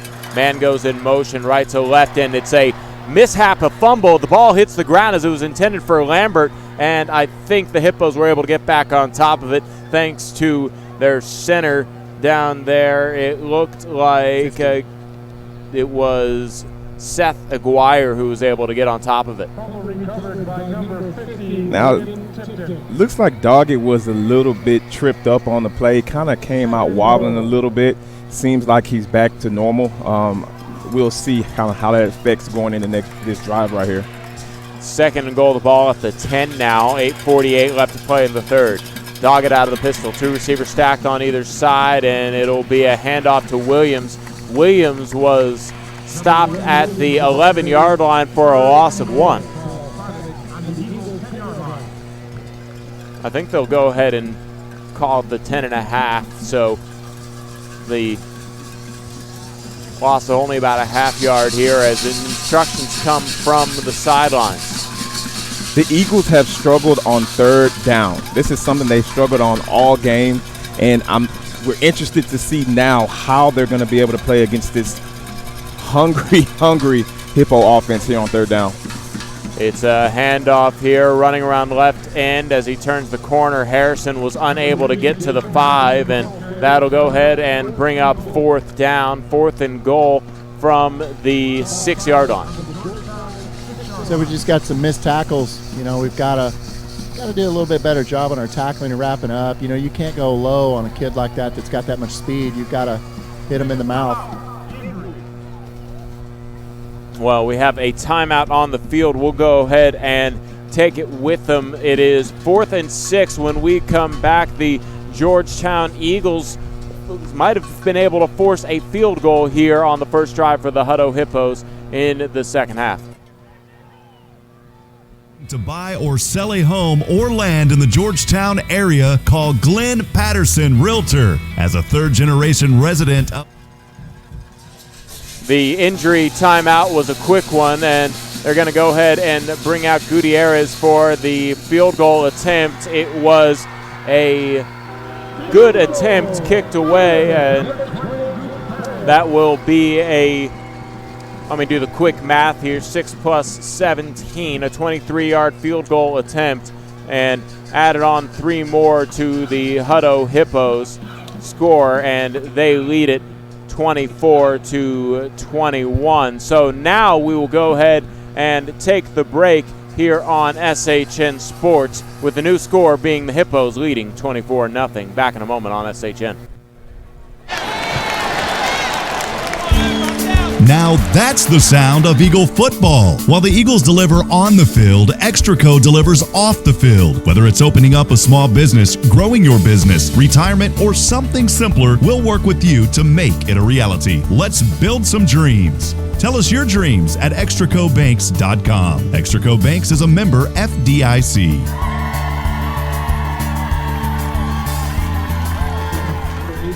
7:27 left to play in the third quarter. The Eagle defense able to hold Hutto to a field goal. A 23-yard attempt was good from Evan Gutierrez. And here is the ensuing kickoff. It is sent high and short. One of the upmen will have to dive and take it at his knees. And good job catching that one on the far end of the field by Trent McConnell. And that will be a start for the Eagles at the 35-yard line.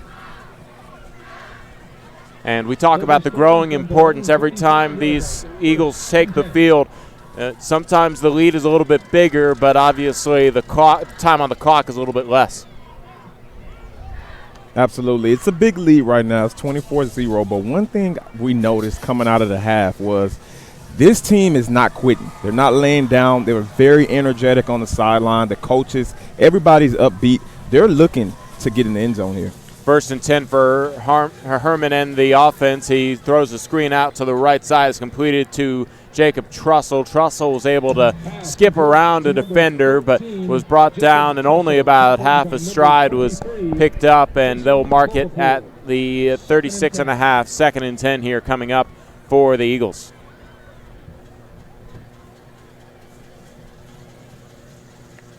Seven minutes left, and Herman fakes the handoff, throws out to the left side, and sliding down and coming down with the catch was Cade Lachlan, and Lachlan makes the catch horizontally before he hits the turf.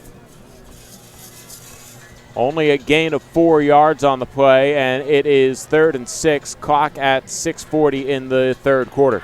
This is a real testament to this Hippo defense of how fast they are on the edge. Every time Georgetown's trying to get to the perimeter, trying to see if they can outspeed these guys, and it just has been unsuccessful all night. Herman will try and open up a defender, a receiver on the left sideline as he extended the play, and falls incomplete. 4th and 6 here, and the punting unit comes out for Georgetown.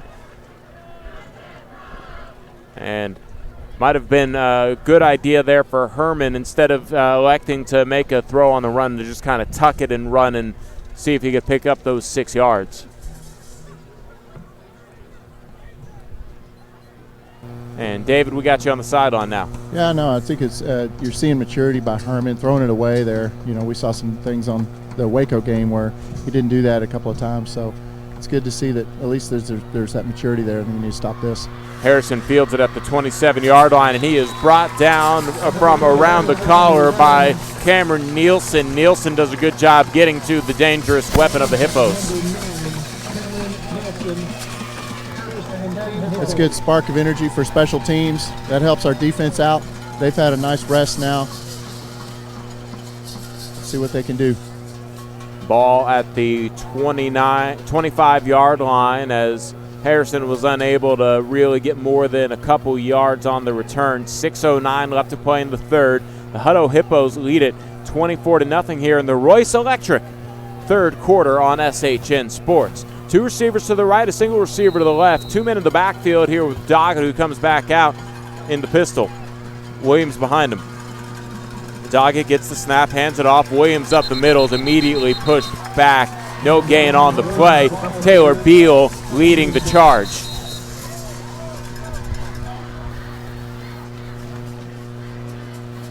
That's Taylor Beal again, that ULM commit. He seems to be, again, in the backfield, finding ways to just get in the backfield, get a nice tackle for loss there. Great job.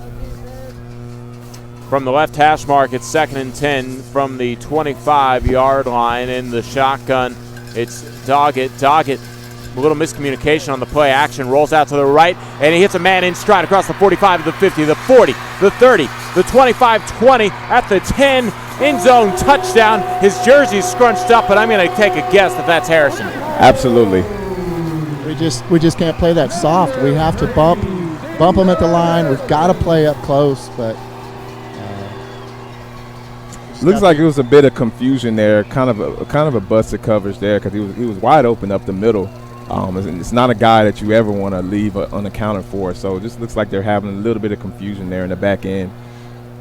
Well, Harrison takes it 75 yards and is able to get his 3rd touchdown of the night. Here's Gutierrez who will go ahead and kick through the point after attempt, and that will make it 31-0. The Hutto Hippos lead the Georgetown Eagles with 5:21 left to play in the second half, the third quarter. We'll be back in a moment on SHN Sports. Matt Morrow of Gateway Mortgage Group is a proud supporter of Georgetown Eagle football on SHN Sports. As one of the country's largest privately held mortgage companies, you can expect smart solutions to meet nearly any mortgage need. From the right products to great rates and technology that powers it all, you'll find it here. Gateway Mortgage Group, your local residential lender. Borrow from Morrow. Visit them online at borrowfrommorrow.com. NMLS number 464148. 5:21 left to play in the third quarter. The Hutto Hippos have a 75-yard completion from Doggett to Harrison. And, man, Harrison really showing out for his Hutto highlight reel tonight as he has burned up the Eagles. The Eagles still have some football to go, but a score would go a long way here on this offensive drive, and it will be a kickoff sent away high and short, and this time McConnell will go ahead and get it across the 40, just short of the 45-yard line. So a nice job by Trent McConnell. Oh, excuse me.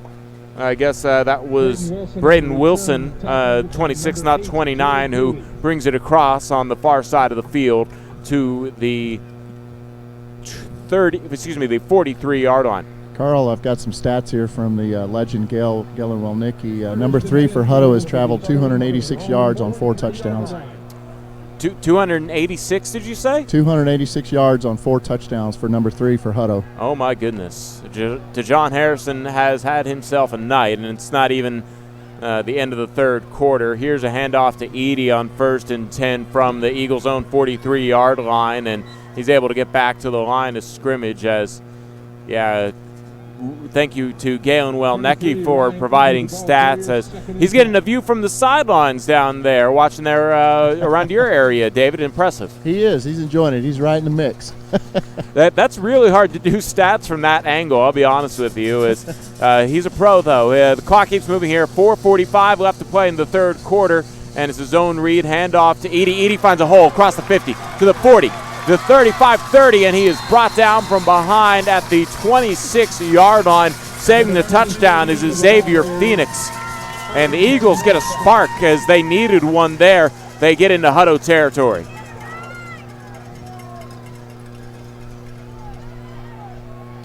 Yeah, they opened up a huge hole for Edey to run through there. That offensive line is getting some work done now. 1st and 10 from the Hutto 26-yard line, 4:21 left to play in the third quarter, and it's a handoff to Edey. Edey hit as he gets the ball, and he's able to shuffle his way back to the line of scrimmage. They'll go ahead and even give him a yard. As swiping at his feet to pick up the tackle was Alamir Ward.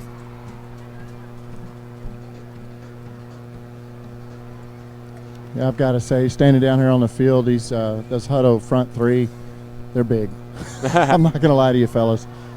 They're getting recruited by Division I schools, all 3 of them, including Landon Watson, who's a LSU commit. Here's Herman on a zone read, keeping it across the 20 to the 15-yard line, and he picks up the 9 needed for the first down, and it's a red zone trip here for the Eagles. And that was a late rip out. He held onto that ball, and he didn't give it to Edey. He took that ball. He knew exactly what he wanted to do with it, and he had a good run there. 1st and 10 from the 14-yard line. 3:30 left to play in the third quarter. 2 receivers on the left side, 2 men in the backfield with Herman.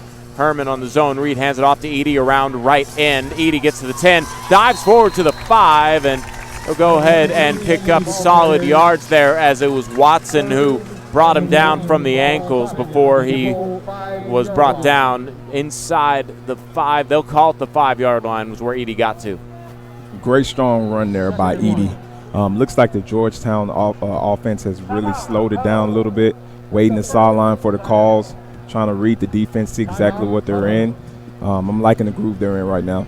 They do force thanks to that groove, they force a Hutto timeout. We'll be back in a moment. 2:58 left to play in the third. Hutto leading Georgetown 31-0. We'll be back in a moment on SHN Sports. If you or your family couldn't work for 6 to 12 months due to a serious illness or major accident, how would that affect you or your family financially? Hi friends, I'm Rob Hipp. I offer products that can help during the tough and unforeseen times. For more information, please call me directly at 512-522-9105. Again, that number is 512-522-9105. 2:58 left to play in the third quarter. The Hutto Hippos lead the Georgetown Eagles 31-0, but Georgetown looking to try and get on the scoreboard here. It's 2nd and 1 from the 5-yard line. Darson Herman in the pistol, and he fakes the handoff to Edie, keeps it himself as he pulls back in the zone read, spins in the end zone, touchdown Eagles. A 5-yard touchdown run by Darson Herman on the zone read. He decides to keep it, and the quarterback scores the first touchdown of the evening for the Eagles with 2:51 left to play in the third quarter. Great job by Herman choosing to keep that ball and just take it within himself and go ahead and get in the end zone. That's a great job by the quarterback on that play. It's a 2-point conversion attempt here, and Herman is going to have to be spun down in the backfield as he was tackled on the play by Tyler Kelly. The linebacker playing special teams on the point after attempt will keep the Georgetown the Georgetown score at 6. And with 2:51 left to play in the third, the Hutto Hippos lead the Georgetown Eagles 31-0. We'll actually keep it right here. Yeah. David, what did you see down there on that scoring drive? I agree with Mike. I think Coach Beatty and the offensive staff have maybe identified a weakness in the locker room, and I like them keeping it on the ground because that's going to soften up the secondary for Hutto and make it a little easier for Georgetown's passing game. Now, another thing is, you're really missing your senior kicker Diaz because you're resorting to some trickeration on the extra points instead of having Diaz in there kicking you a dependable extra point.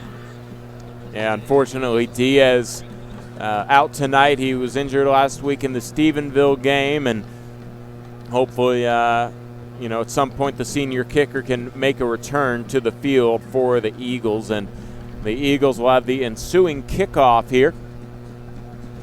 They trail 31-6, and too early for an onside kick? Oh, too early. Yeah, too early. Too early. They finally got some momentum. You don't want to give them the ball back with a short field right here.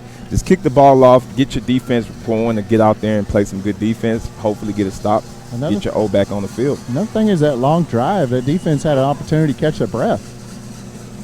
Harrison is back deep with Hanson, and this one will be taken by one of the upmen at the 23-yard line, taken to the middle of the field and shifting it outside of the field, across to the right side to the 45, and he is brought down at the 47-yard line. It's Travis Taylor with the return, and he does a great job taking it about 20 yards to the Hippo 48-yard line. Very well could have been a block in the back there that got missed, but one of the players for Georgetown was motioning his arm.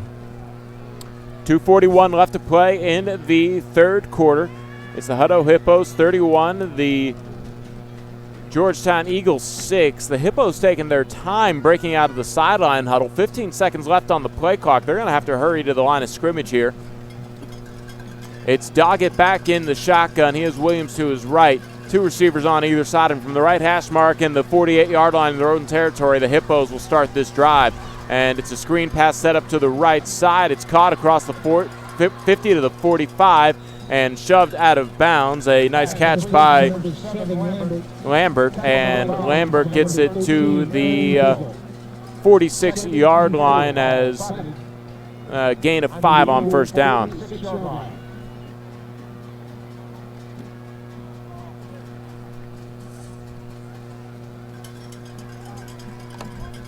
Second and 5. It'll be Doggett rolling out to the left, and he has his pass deflected as he was trying to connect with Harrison. Nice job on the pressure, sending it in from getting into the backfield. It looked like Brian Hargrove. Yeah, Braden Hargrove was right up in his face there and put a lot of pressure on him and forcing him to throw that ball out of bounds or overthrow. All right, now it's 3rd and 5. All right, it's 3rd and 5. Crucial 3rd down here. Have to figure out a way to get a stop. I'm looking for some kind of blitz or some pressure coming into the quarterback. Here it comes. Here comes the blitz. Yeah, it's 3rd and 5, and it's a completed pass across the middle. This time it is Lambert again completing it just past the yard to gain. And, yeah, it's a stick route right there, and a good job by Doggett, the sophomore quarterback, to deliver a strike. Yeah, anytime you're seeing pressure, you know one of your guys is eventually going to get open somewhere. And, you know, the DBs are playing a little bit soft, and he was able to connect to his receiver with the ball. Minute 40 left to play in the 3rd quarter. The Royce Electric 3rd quarter. 2 receivers on both sides out of the pistol. Doggett 1st and 10 from the Eagle 41-yard line. It's a double reverse here. Taking around is Lambert at the left side. He gets it to the 35-yard line. He's tackled inbounds as he goes ahead and picks up a solid 6 yards on 1st down. And I'm making sure that's not my car going off. Nope, it's a truck. It's good of Bazell to break off his wide receiver that was blocking him and get in on that tackle because he was about the only one left on that left side of the field. All the defense went to the right. Under a minute to play here in the 3rd quarter. 17 seconds left on the play clock. The Hippos taking their time with this play call. 2nd and 4 from the Eagle 35-yard line. Doggett in the shotgun will hand it off to Williams. Williams stretches it to the left side of the field across the 25, and he's out of bounds near the 20-yard line. In fact, it will be the 20 where he picks up the 1st down, and the Hippos are in the red zone. He's so quick and shifty and speedy. You know, he'll just, if it's not there right off the edge of the line, he'll bounce it out a little further and he'll cut back and he can make that 1st down. Trips right, a single receiver to the left, 1st and 10, the ball at the 19-yard line. Doggett will go ahead and change the play here as one play at least must go off here before the end of the Royce Electric 3rd quarter. Dropping back, scanning to the left side, firing a lob into the end zone and overthrowing Trey Pinelli is Doggett, and that will bring up 2nd down, and that'll probably actually mean, I was going to say that will be the last play, but the clock stops at 14 seconds. Beg your pardon. And Hutto will go ahead and have at least one more play going into before the 4th quarter.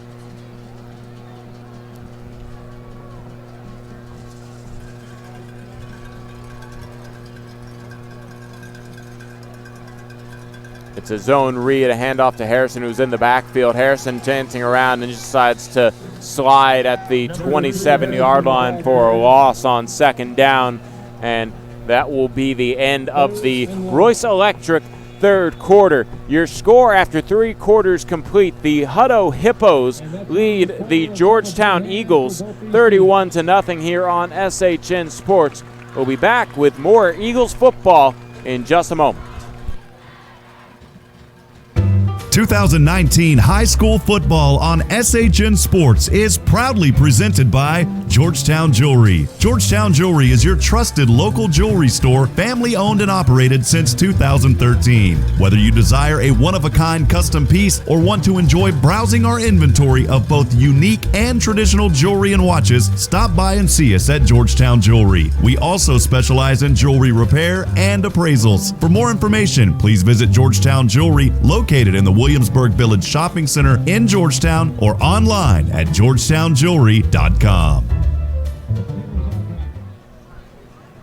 Start of the 4th quarter, it is 31-6. I realized I said nothing a couple times there. I didn't realize that I was saying it, obviously. Thanks for the help up here, as it's a big weekend for SHN Sports as usual. The Thursday night AISD game of the week, where Del Valley put up a 77-34 victory over Austin High School. Tonight, obviously, our usual full slate of games on SHN Sports. And tomorrow, Southwestern will host Sol Ross as they try to bounce back from a 27-0 loss to TLU.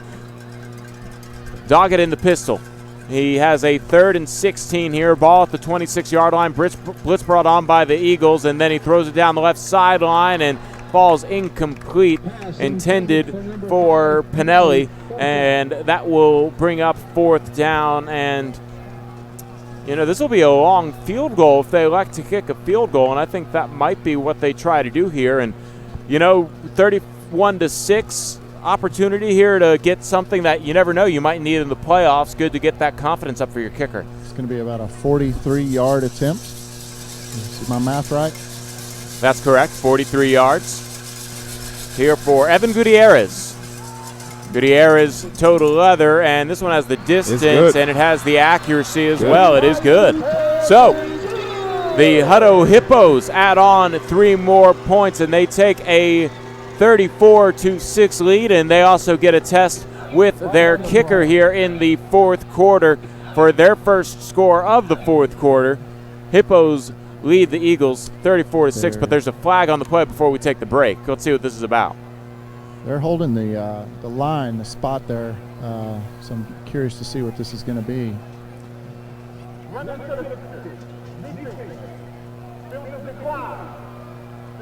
It was a running into the kicker. If you didn't get that, the field goal is still good as the penalty is declined, and we'll go ahead and take a break. We'll be back in a moment on SHN Sports.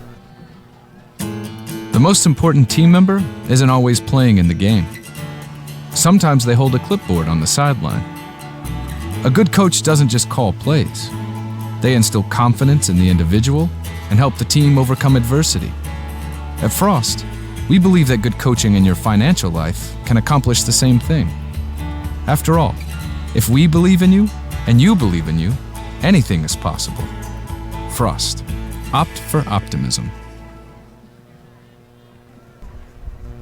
11:48 left to play in the 4th quarter. The Hippos lead 34-6 over the Georgetown Eagles. Carl Schoening along with Mike Arakpo, David England on the sidelines, and the Eagles able to hold Hutto to a field goal, trying to continue their momentum as they were able to score a touchdown on their last offensive drive. Carl, I'm gonna go out on a limb here, and I'm going to predict that Hutto's going to kick it to number 29. Yeah, that seems to be their usual thing here, as Trent McConnell, one of the upmen, has been receiving these 5-yard charges. And this one will be high and short, and it will be McConnell taking it down the right hash mark across the 35. Fumble. And yeah, close. The ball did come loose, but the official will go ahead and rule him on the ground. It's number 26 this time. Oh, I beg your pardon. Yep, 26 there. Braden Wilson picks it up as I was sent away by Eduardo Fernandez. And here we go. 1st and 10 Georgetown. Ball on the 39-yard line. 11:41 left to play in the 4th quarter. And Georgetown wants to get a realistic shot at winning this game. They're going to have to score quickly. Very quickly. The ground game has been working. They've been running that zone read, keeping the quarterback on the ground. But it looks like they're going back to it here. And it will be a handoff to Quick this time. Kind of just lost his feet there, tripped himself up. I don't think really anybody touched him. Yeah, Quick gets back to the line of scrimmage. It could have been a lot worse, though. 2nd and 10. Clock keeps moving. 11:21 left to play in the 4th quarter. The Extraco Banks 4th quarter here on SHN Sports.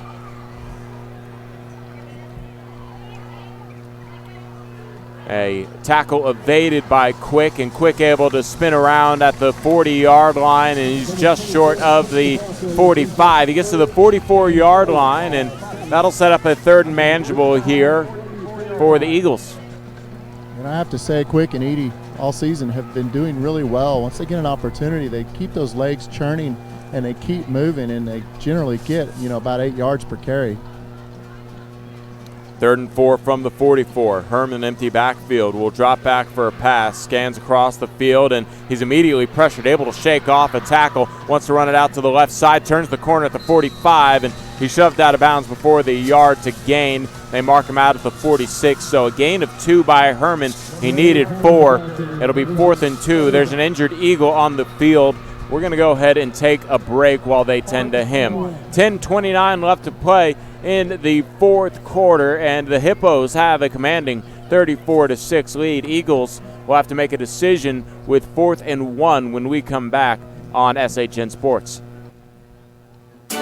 Central Texas High School football on SHN Sports is made possible by Georgetown and Austin Shirt Company. 3 words describe Georgetown and Austin Shirt Company: simple, reliable, and awesome. We support our community. From screen printing and embroidery to promotional products, Georgetown and Austin Shirt Company helps put your brand on your business. Get started on your project today by getting a quick and easy quote online at GeorgetownShirtCompany.com.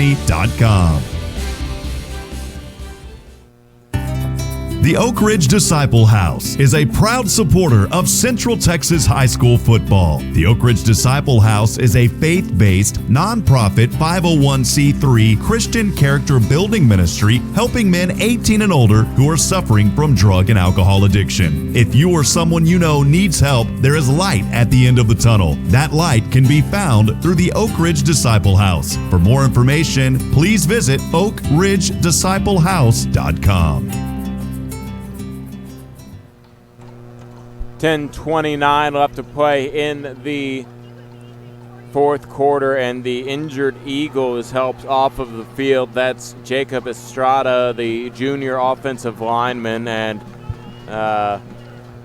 we have a drive continuing here as Herman and the Eagle offense like to go for it on 4th and 1 from their own 47-yard line. Herman in the pistol. He is Quick behind him. A handoff to Quick will fight for the first down. He has it at the 49-yard line. The Eagles drive continues.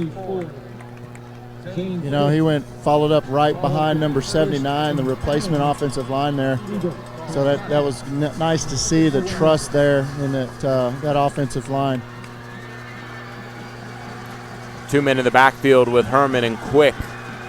With Herman, who's in the shotgun, in the pistol formation behind him. It's Quick.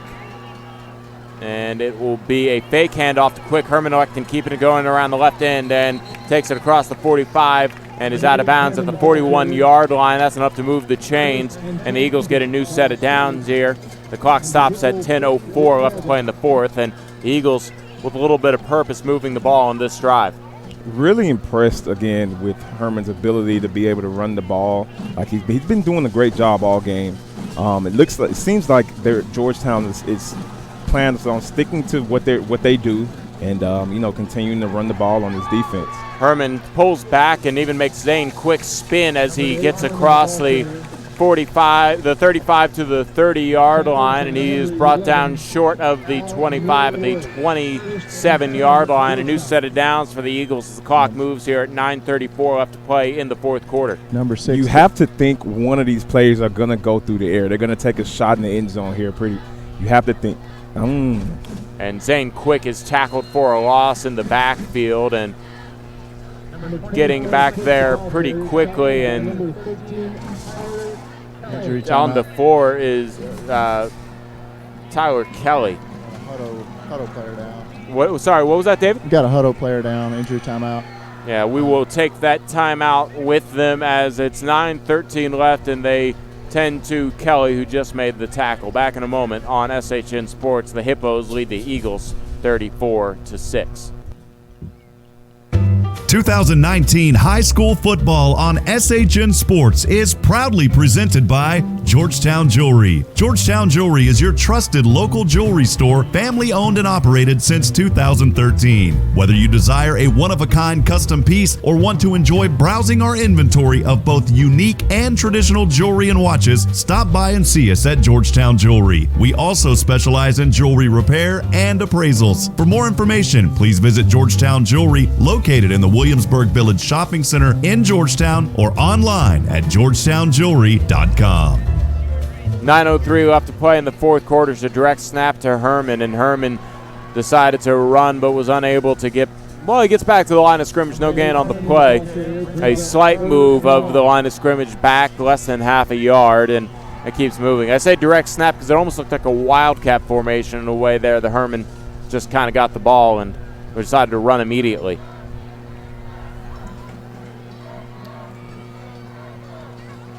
Herman in the pistol will drop back on 3rd and 14, and he decides to look down the field, keeps his eyes down the field. He rolls out to the left, doesn't have anything, and tucks it and runs and heads to gain about 4 yards. And flags come in late here as it Looks like a big hit by Lord's Will. Ua will go ahead and maybe get called for a late hit. You know, in a heads-up play as well, they're trying to get these plays out of bounds to conserve as much clock as possible. So, I mean, give us some credit for being heads-up and running out of bounds.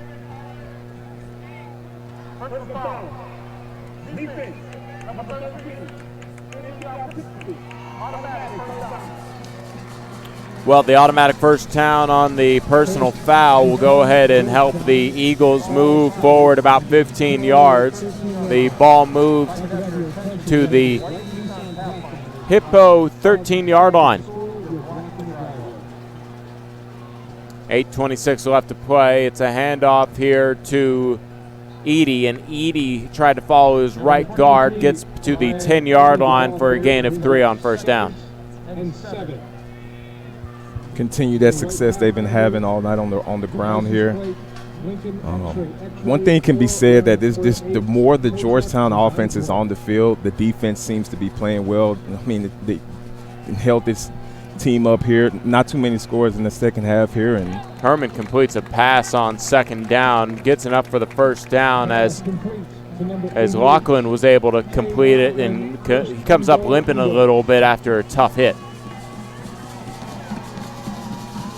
First and goal from the 1 here for the Eagles, and let's see if they can punch it in for a score.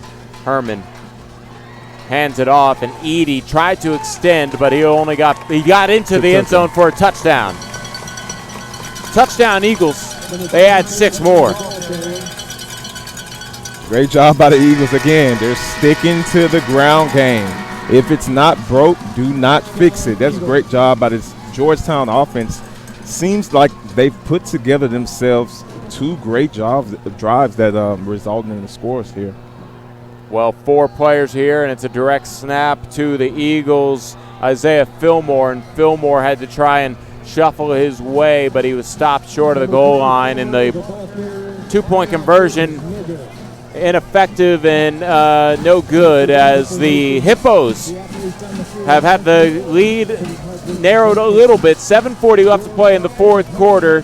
It's the Hutto Hippos leading the Georgetown Eagles 34-0. We'll be back in a moment on SHN Sports.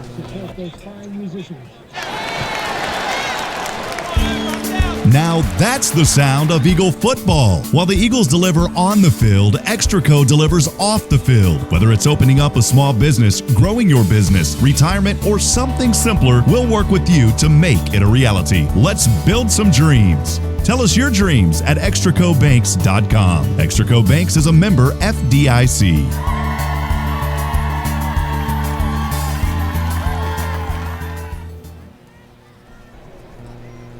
7:40 left to play in the fourth quarter, and the Eagles get a touchdown and make it a 34-12 game here, as the Hippos still have the lead over Georgetown. Carl Schoening along with Mike Arakipo and David England. Nathan Hyde up here helping us out. Galen Walnecki somehow doing the stats from the sidelines. That's impressive. And the Hippos about to receive the ensuing kickoff from the Eagles. And now might be the time for the onside kick, as it looks like the Eagles are kind of showing their hands and coming out with a different formation. It looks like we've got the hands team out here.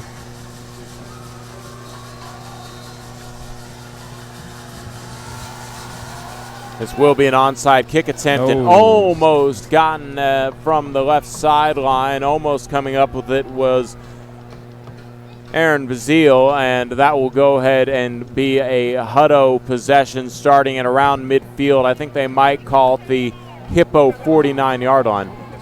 Plus the flag adds 5. Not a bad kick by the kicker. Not a bad kick by the kicker. Yeah, Bazile probably just half a stride away, a little bit slower on one of those funny bounces, which, it's hard for the kicker to control. And Bazile might have actually had a lot of space down that left sideline for a solid return as well. Instead, the ball will be placed at the Eagles' 46-yard line. They did angle it out at the Hutto 49-yard line, so Doggett and the Doggett and the Hippos will start out in plus territory. 1st and 10 from the Eagles' 46-yard line. Doggett rolls out to the left, looks to the left, and will try to tuck it and run as he was under pressure, and he'll lose a few yards back to midfield. So some breaking news from the sideline. When Darson Herman ran out of bounds several plays back, our own Galen Welnicki got taken out. he's okay, though. He's just fine. Oh, Galen, let's not give an age check on him, but, that's mighty impressive that he was able to stand that. So glad to hear he's okay. Would that be all right for public information, David? That's right. Yeah. Yeah, we'll not share that over there, but yeah. He says he's tough for an old guy, right? Yeah. Clock moving here, 6:52 left to play in the fourth quarter, and Hutto is facing a 2nd and 13. Doggett rolls out to the right, scans back to the left side. He's under pressure by a lot of Eagles and completes a pass, and then it was dropped, but a late flag comes in as that one fell in and then out of the hands of the intended receiver. Yeah, let's see what the flag is about, as that one was meant to go to Zane Bolding, and the tight end unable to come down with it. Looks like this flag will be against Hutto, so the Eagles are getting a option and they will decline it. That Georgetown defense is putting some pressure on the quarterback right now. I mean, Doggett is literally running for his life. I mean, great job by Georgetown defense. And because of that, they almost had an interception. There was two guys that could have, grabbed that ball out of the air there. 3rd and 13 now as the penalty was declined. It was an eligible receiver down the field. Ball at the 49-yard line in Eagle territory. Hutto looking to convert here, a 3rd down late. They lead 34-12. Clock stop at 6:40 in the fourth quarter. It's a handoff, and a new back in the game lowers his shoulder and will run out of bounds, as it'll be Michael Mason who was able to come in. He's listed as a linebacker. He looks like one, too. Yeah, he comes in as big boy. Yeah, he's a sophomore getting his first handoff of the evening, and he does pick up a solid 5 yards, but that's well short of the yard to gain. And it looks like Hutto, one of the rare events tonight, they'll be punting it away from the Eagle 45-yard line. Lachlan back deep to receive.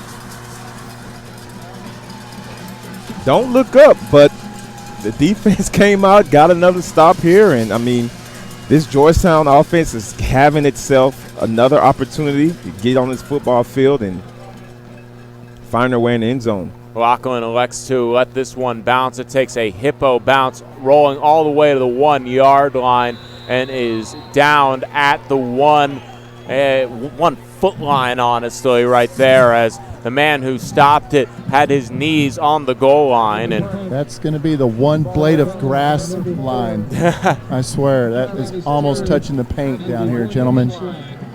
Yeah, almost a touchback. I'm surprised. I thought the person stopping the ball was, I thought the person stopping the ball was not allowed to be in the end zone like that. But let's see what the officials rule on this. Eagles could use a touchback right now. Man, they have 99 yards and 2.5 feet in front of them. There's like, let's see. I'm right here at it. There's not even an inch to that white line on the end zone, gentlemen. Yeah, it looks like Coach Griffin wasn't happy about that. The shadow of the football is on the goal line. 5:49 left to play in the fourth quarter. The Hippos pin the Eagles deep. It's a handoff and able to get out in a lot of space. Here's across the 10, the 15, the 20, the 25, and down to the 35-yard line. It's Ryan Eady finding a big hole up the middle and taking advantage. And just like that, there's some life pumping into this Georgetown offense. Great run by Edie right up the middle. Big gain there on the play. 1st and 10 from the 36. Herman decides to keep it on a design quarterback run, and he's able to lower his shoulder and duck forward to the 38-yard line. Picks up 2 on 1st down. The clock keeps moving here. 5:20 left to play in the fourth. And like you said, energy coming here out of the Eagles as they have it on 2nd and 8 from the 38. And a timeout called by Coach Griffin. And David, do you have something to say down there? Galen's talking to you, I see. We were trying to tally up the rushing yards for Georgetown, and we'll see if we can get some stats. Sure thing. He hasn't tallied it up yet, so we'll work on that. Yeah, good job down there by Galen. And 5:05 left to play in the fourth quarter. The Eagles, I'd say that the game is pretty much out of reach, but they're still playing with a lot of fight. Absolutely, and that's what you always want to see out of your team. I mean, how are you guys responding to adversity? You look at it's 5 minutes left in the fourth quarter. They're getting big-time stops on defense. They're getting the ball. They're making explosive plays on offense. That's something that you definitely want to see out of your football team late in the game here. It'll be a 2nd and 7 from the 38 when play resumes. Coach Griffin and his team talking things over. The Hippos defense waiting for them when that huddle breaks. And now the Eagles will come on out.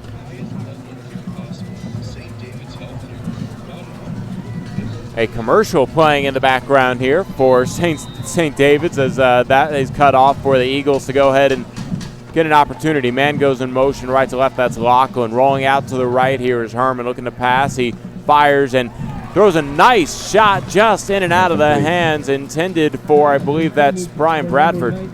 Or excuse me, number 19 on the far side of the field. Tyler Fithian. It's incomplete, and 3rd and 7 coming up. Yeah, Herman has just not had success tonight, throwing the football. He's been doing a very good job running the ball, but anytime they elect him to go through the air, it's been a couple of incomplete passes here. Dropping back here is Herman looking to pass on 3rd and 7. Completes a pass, and it's a good job by Tyler Fithian as he completes it this time. And he got near the yard to gain. He was a yard short. And the Eagles are going to go for it on 4th and 1 with the clock stopped at 4:46 left to play in the fourth quarter. Big time 4th down right here. If I had to guess, I would say Herman will be the guy keeping the football. He's going to put the ball in his hands and just power his offense to get this first 4th and short here. Herman in the shotgun, 2 receivers on both sides. 4th and 1, it's Lachlan who catches it on a bubble screen, and he was able to fall forward, fighting through a tackle to get the yard to gain at the 46-yard line.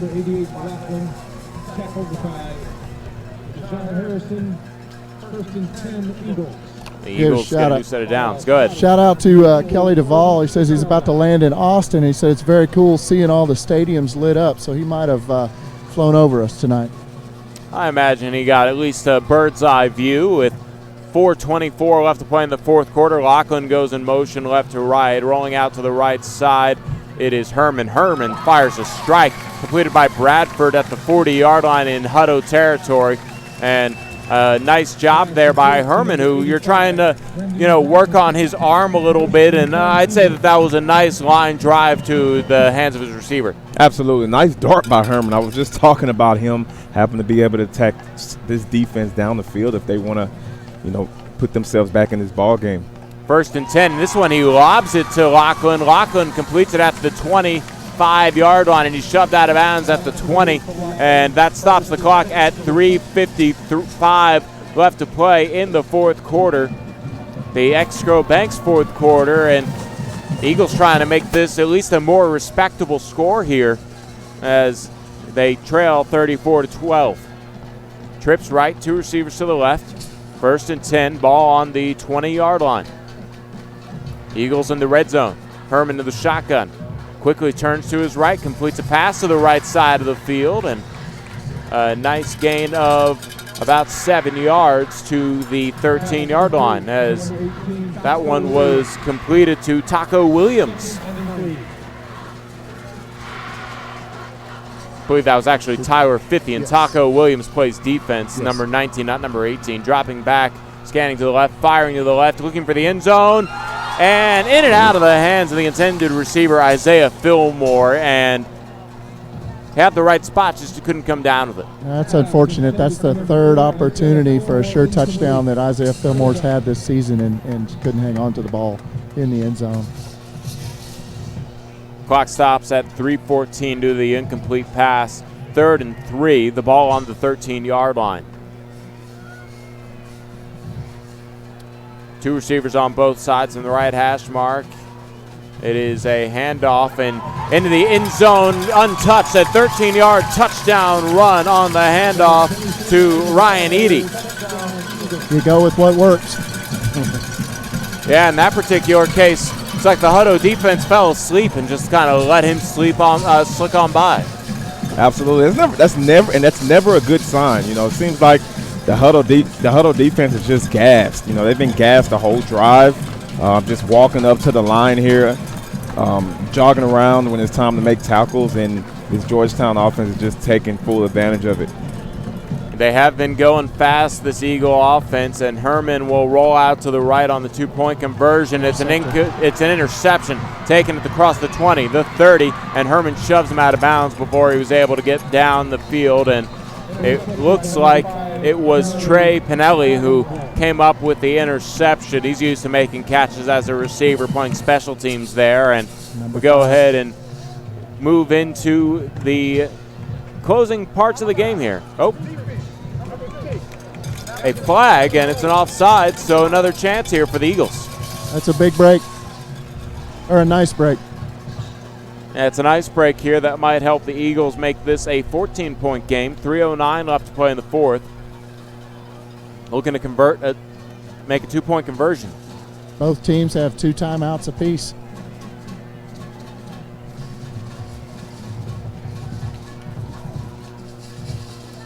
It's a handoff to Edie, and Edie is sniffed out in the backfield and brought down. Another flag comes in late here. Looks like this one will be after the play, but it's thrown by the, I believe, umpire. And go ahead and see what he has to say.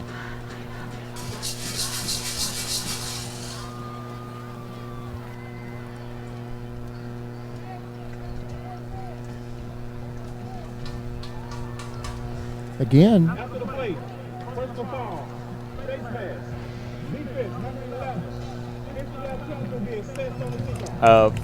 Face mask after the play. I'm not sure I've ever heard of that, but that'll be assessed to the kickoff. So again, our defense has had quite a bit of time to sit on the sideline and rest with that nice long drive. Well, still opportunities here with 3:09 left to play in the fourth quarter. Carl Schoening along with Mike Arakpo, David England, and Nathan Height helping up here produce. And it's 34-18. We've got some stats here. Our rushing yards for the first half was 30 yards. For the second half, we're up to 161 rushing yards in the second half. 191 for the game.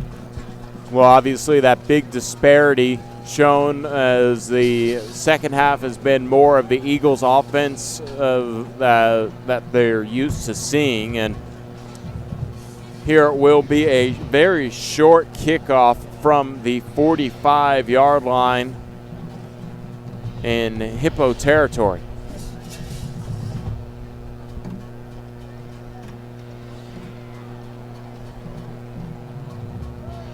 Interesting setup here. Looks like they're probably going to go with an onside again, try to get the ball back for their offense. Got nothing to lose here, as this one is sent. A funny bounce will be taken by the Hippos, and they fall on it at around the 33-yard line, and unable to do something with it, but at least giving it a shot was Braden Hargrove, who sent it on the kick. And Kick fielded by number 3, Deshaun Harrison. now Harrison was the one who came down on it, and I would assume the backup Hippos are just going to be asked to maybe pick up a first down or two here before they take these to end the game. 3:09 left to play in the fourth, but if the Eagles can get a stop, or better yet, a scoop and score or pick six, could make things a little more interesting.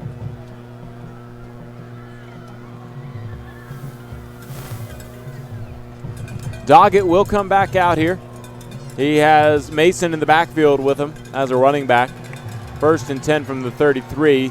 Mason will stutter step in the backfield and then fights to the 35-yard line down to the 37. So got a good second push after contact and picks up a solid 5-6 yards on first down. You know, it's just nice to see the sportsmanship. You know, you got a Hutto player helping Taylor Beal up, patting him on the head.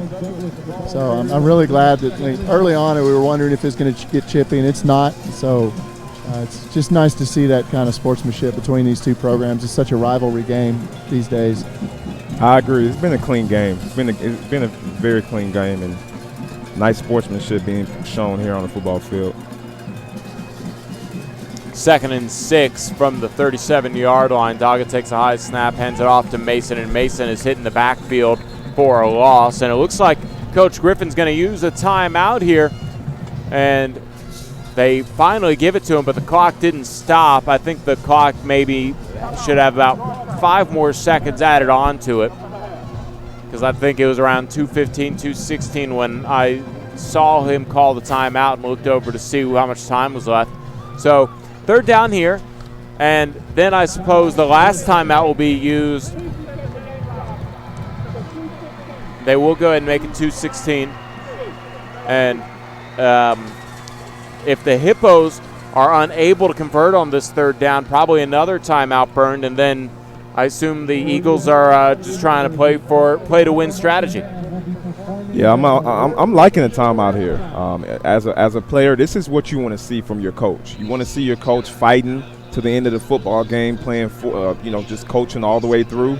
Obviously, the game's kind of out of reach right now, but this Georgetown team is continuing to prove that they're not going to give up in this ball game. Doggett in the shotgun, 3rd and 7 from the 38-yard line. It's his own read. He hands it off to Mason. Mason takes it around left in as a first down and a lot more across the 45. He is brought down short of the 50 at the 48, and Coach Griffin will call his final time out to stop the clock at 2:09 left to play in the 4th quarter.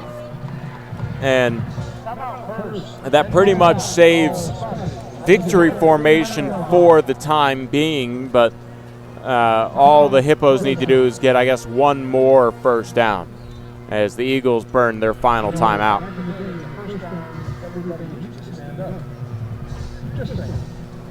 At this point, it's probably just giving the guys a little bit of rest here, just kind of talking it over, telling them to finish the game out. Don't let them in the end zone right now. It's 34-18. Coach is probably looking at the score, being able to stay right there at 34-18 is probably what he's discussing here in the huddle. Yeah, make sure that none of these guys, because I'm sure there's, as we mentioned coming into the game, Michael Mason, who just had that big run for a first down. I'm sure he wants to get on the scoreboard as well. So, the Hippos don't look like they're moving the ball without, or just to get the first down. Looks like they're moving the ball with a purpose. So I guess the Eagles on the converse side are trying to get a stop with a purpose. 1st and 10, ball at the 49-yard line. Hippos in their own territory. Out of the pistol, it's Doggett. Mason behind him. He hands it off to Mason. Mason tries to follow his right guard and is able to only pick up a yard to midfield before forward progress is stopped.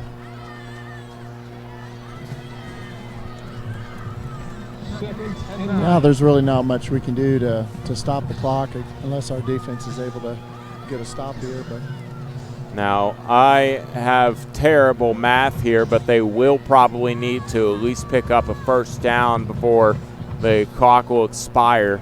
18 seconds on the play clock right now, a minute 34 on the game clock. So we'll see what all happens here. Doggett in the pistol. 2nd and 9 from midfield.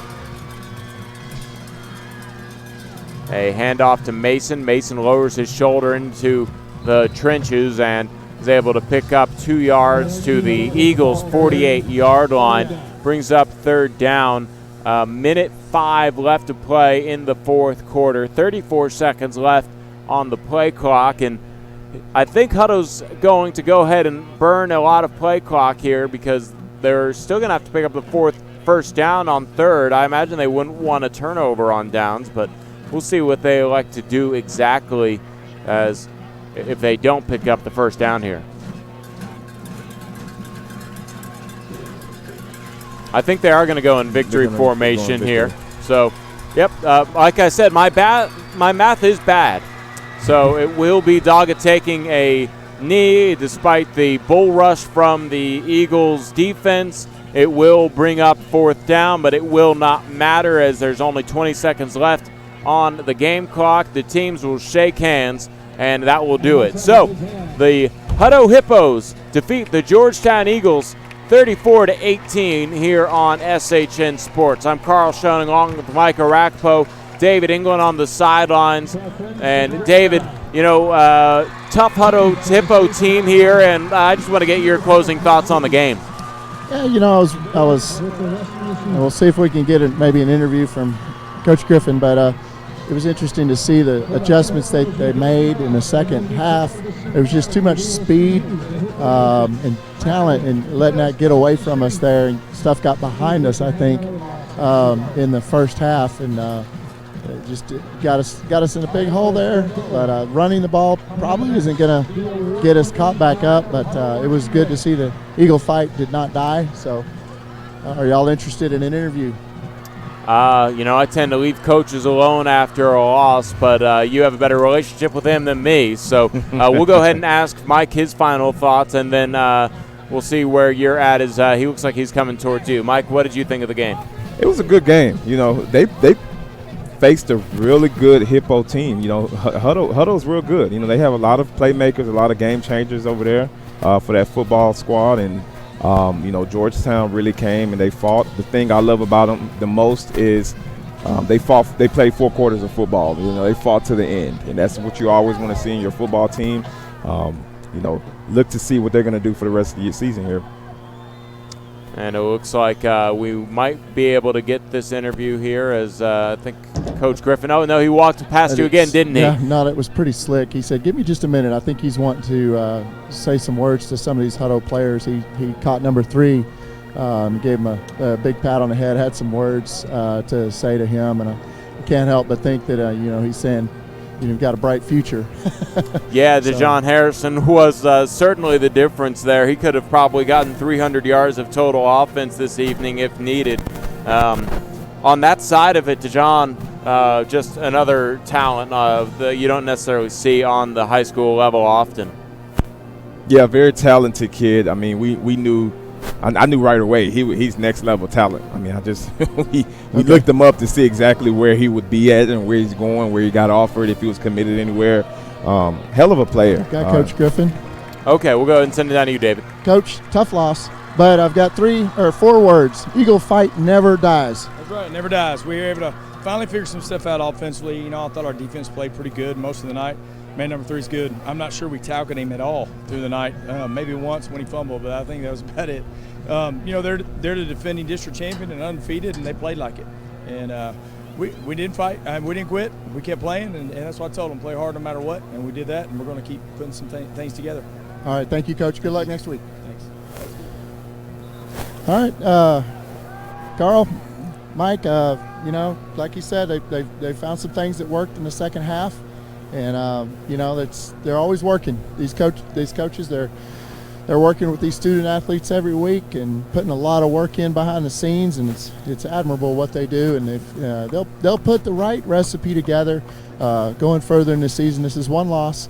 It's certainly not the end of our season. It's a long way to go. We've got Cedar Park next week, and it's a blackout game at home at Birkelbach, I believe.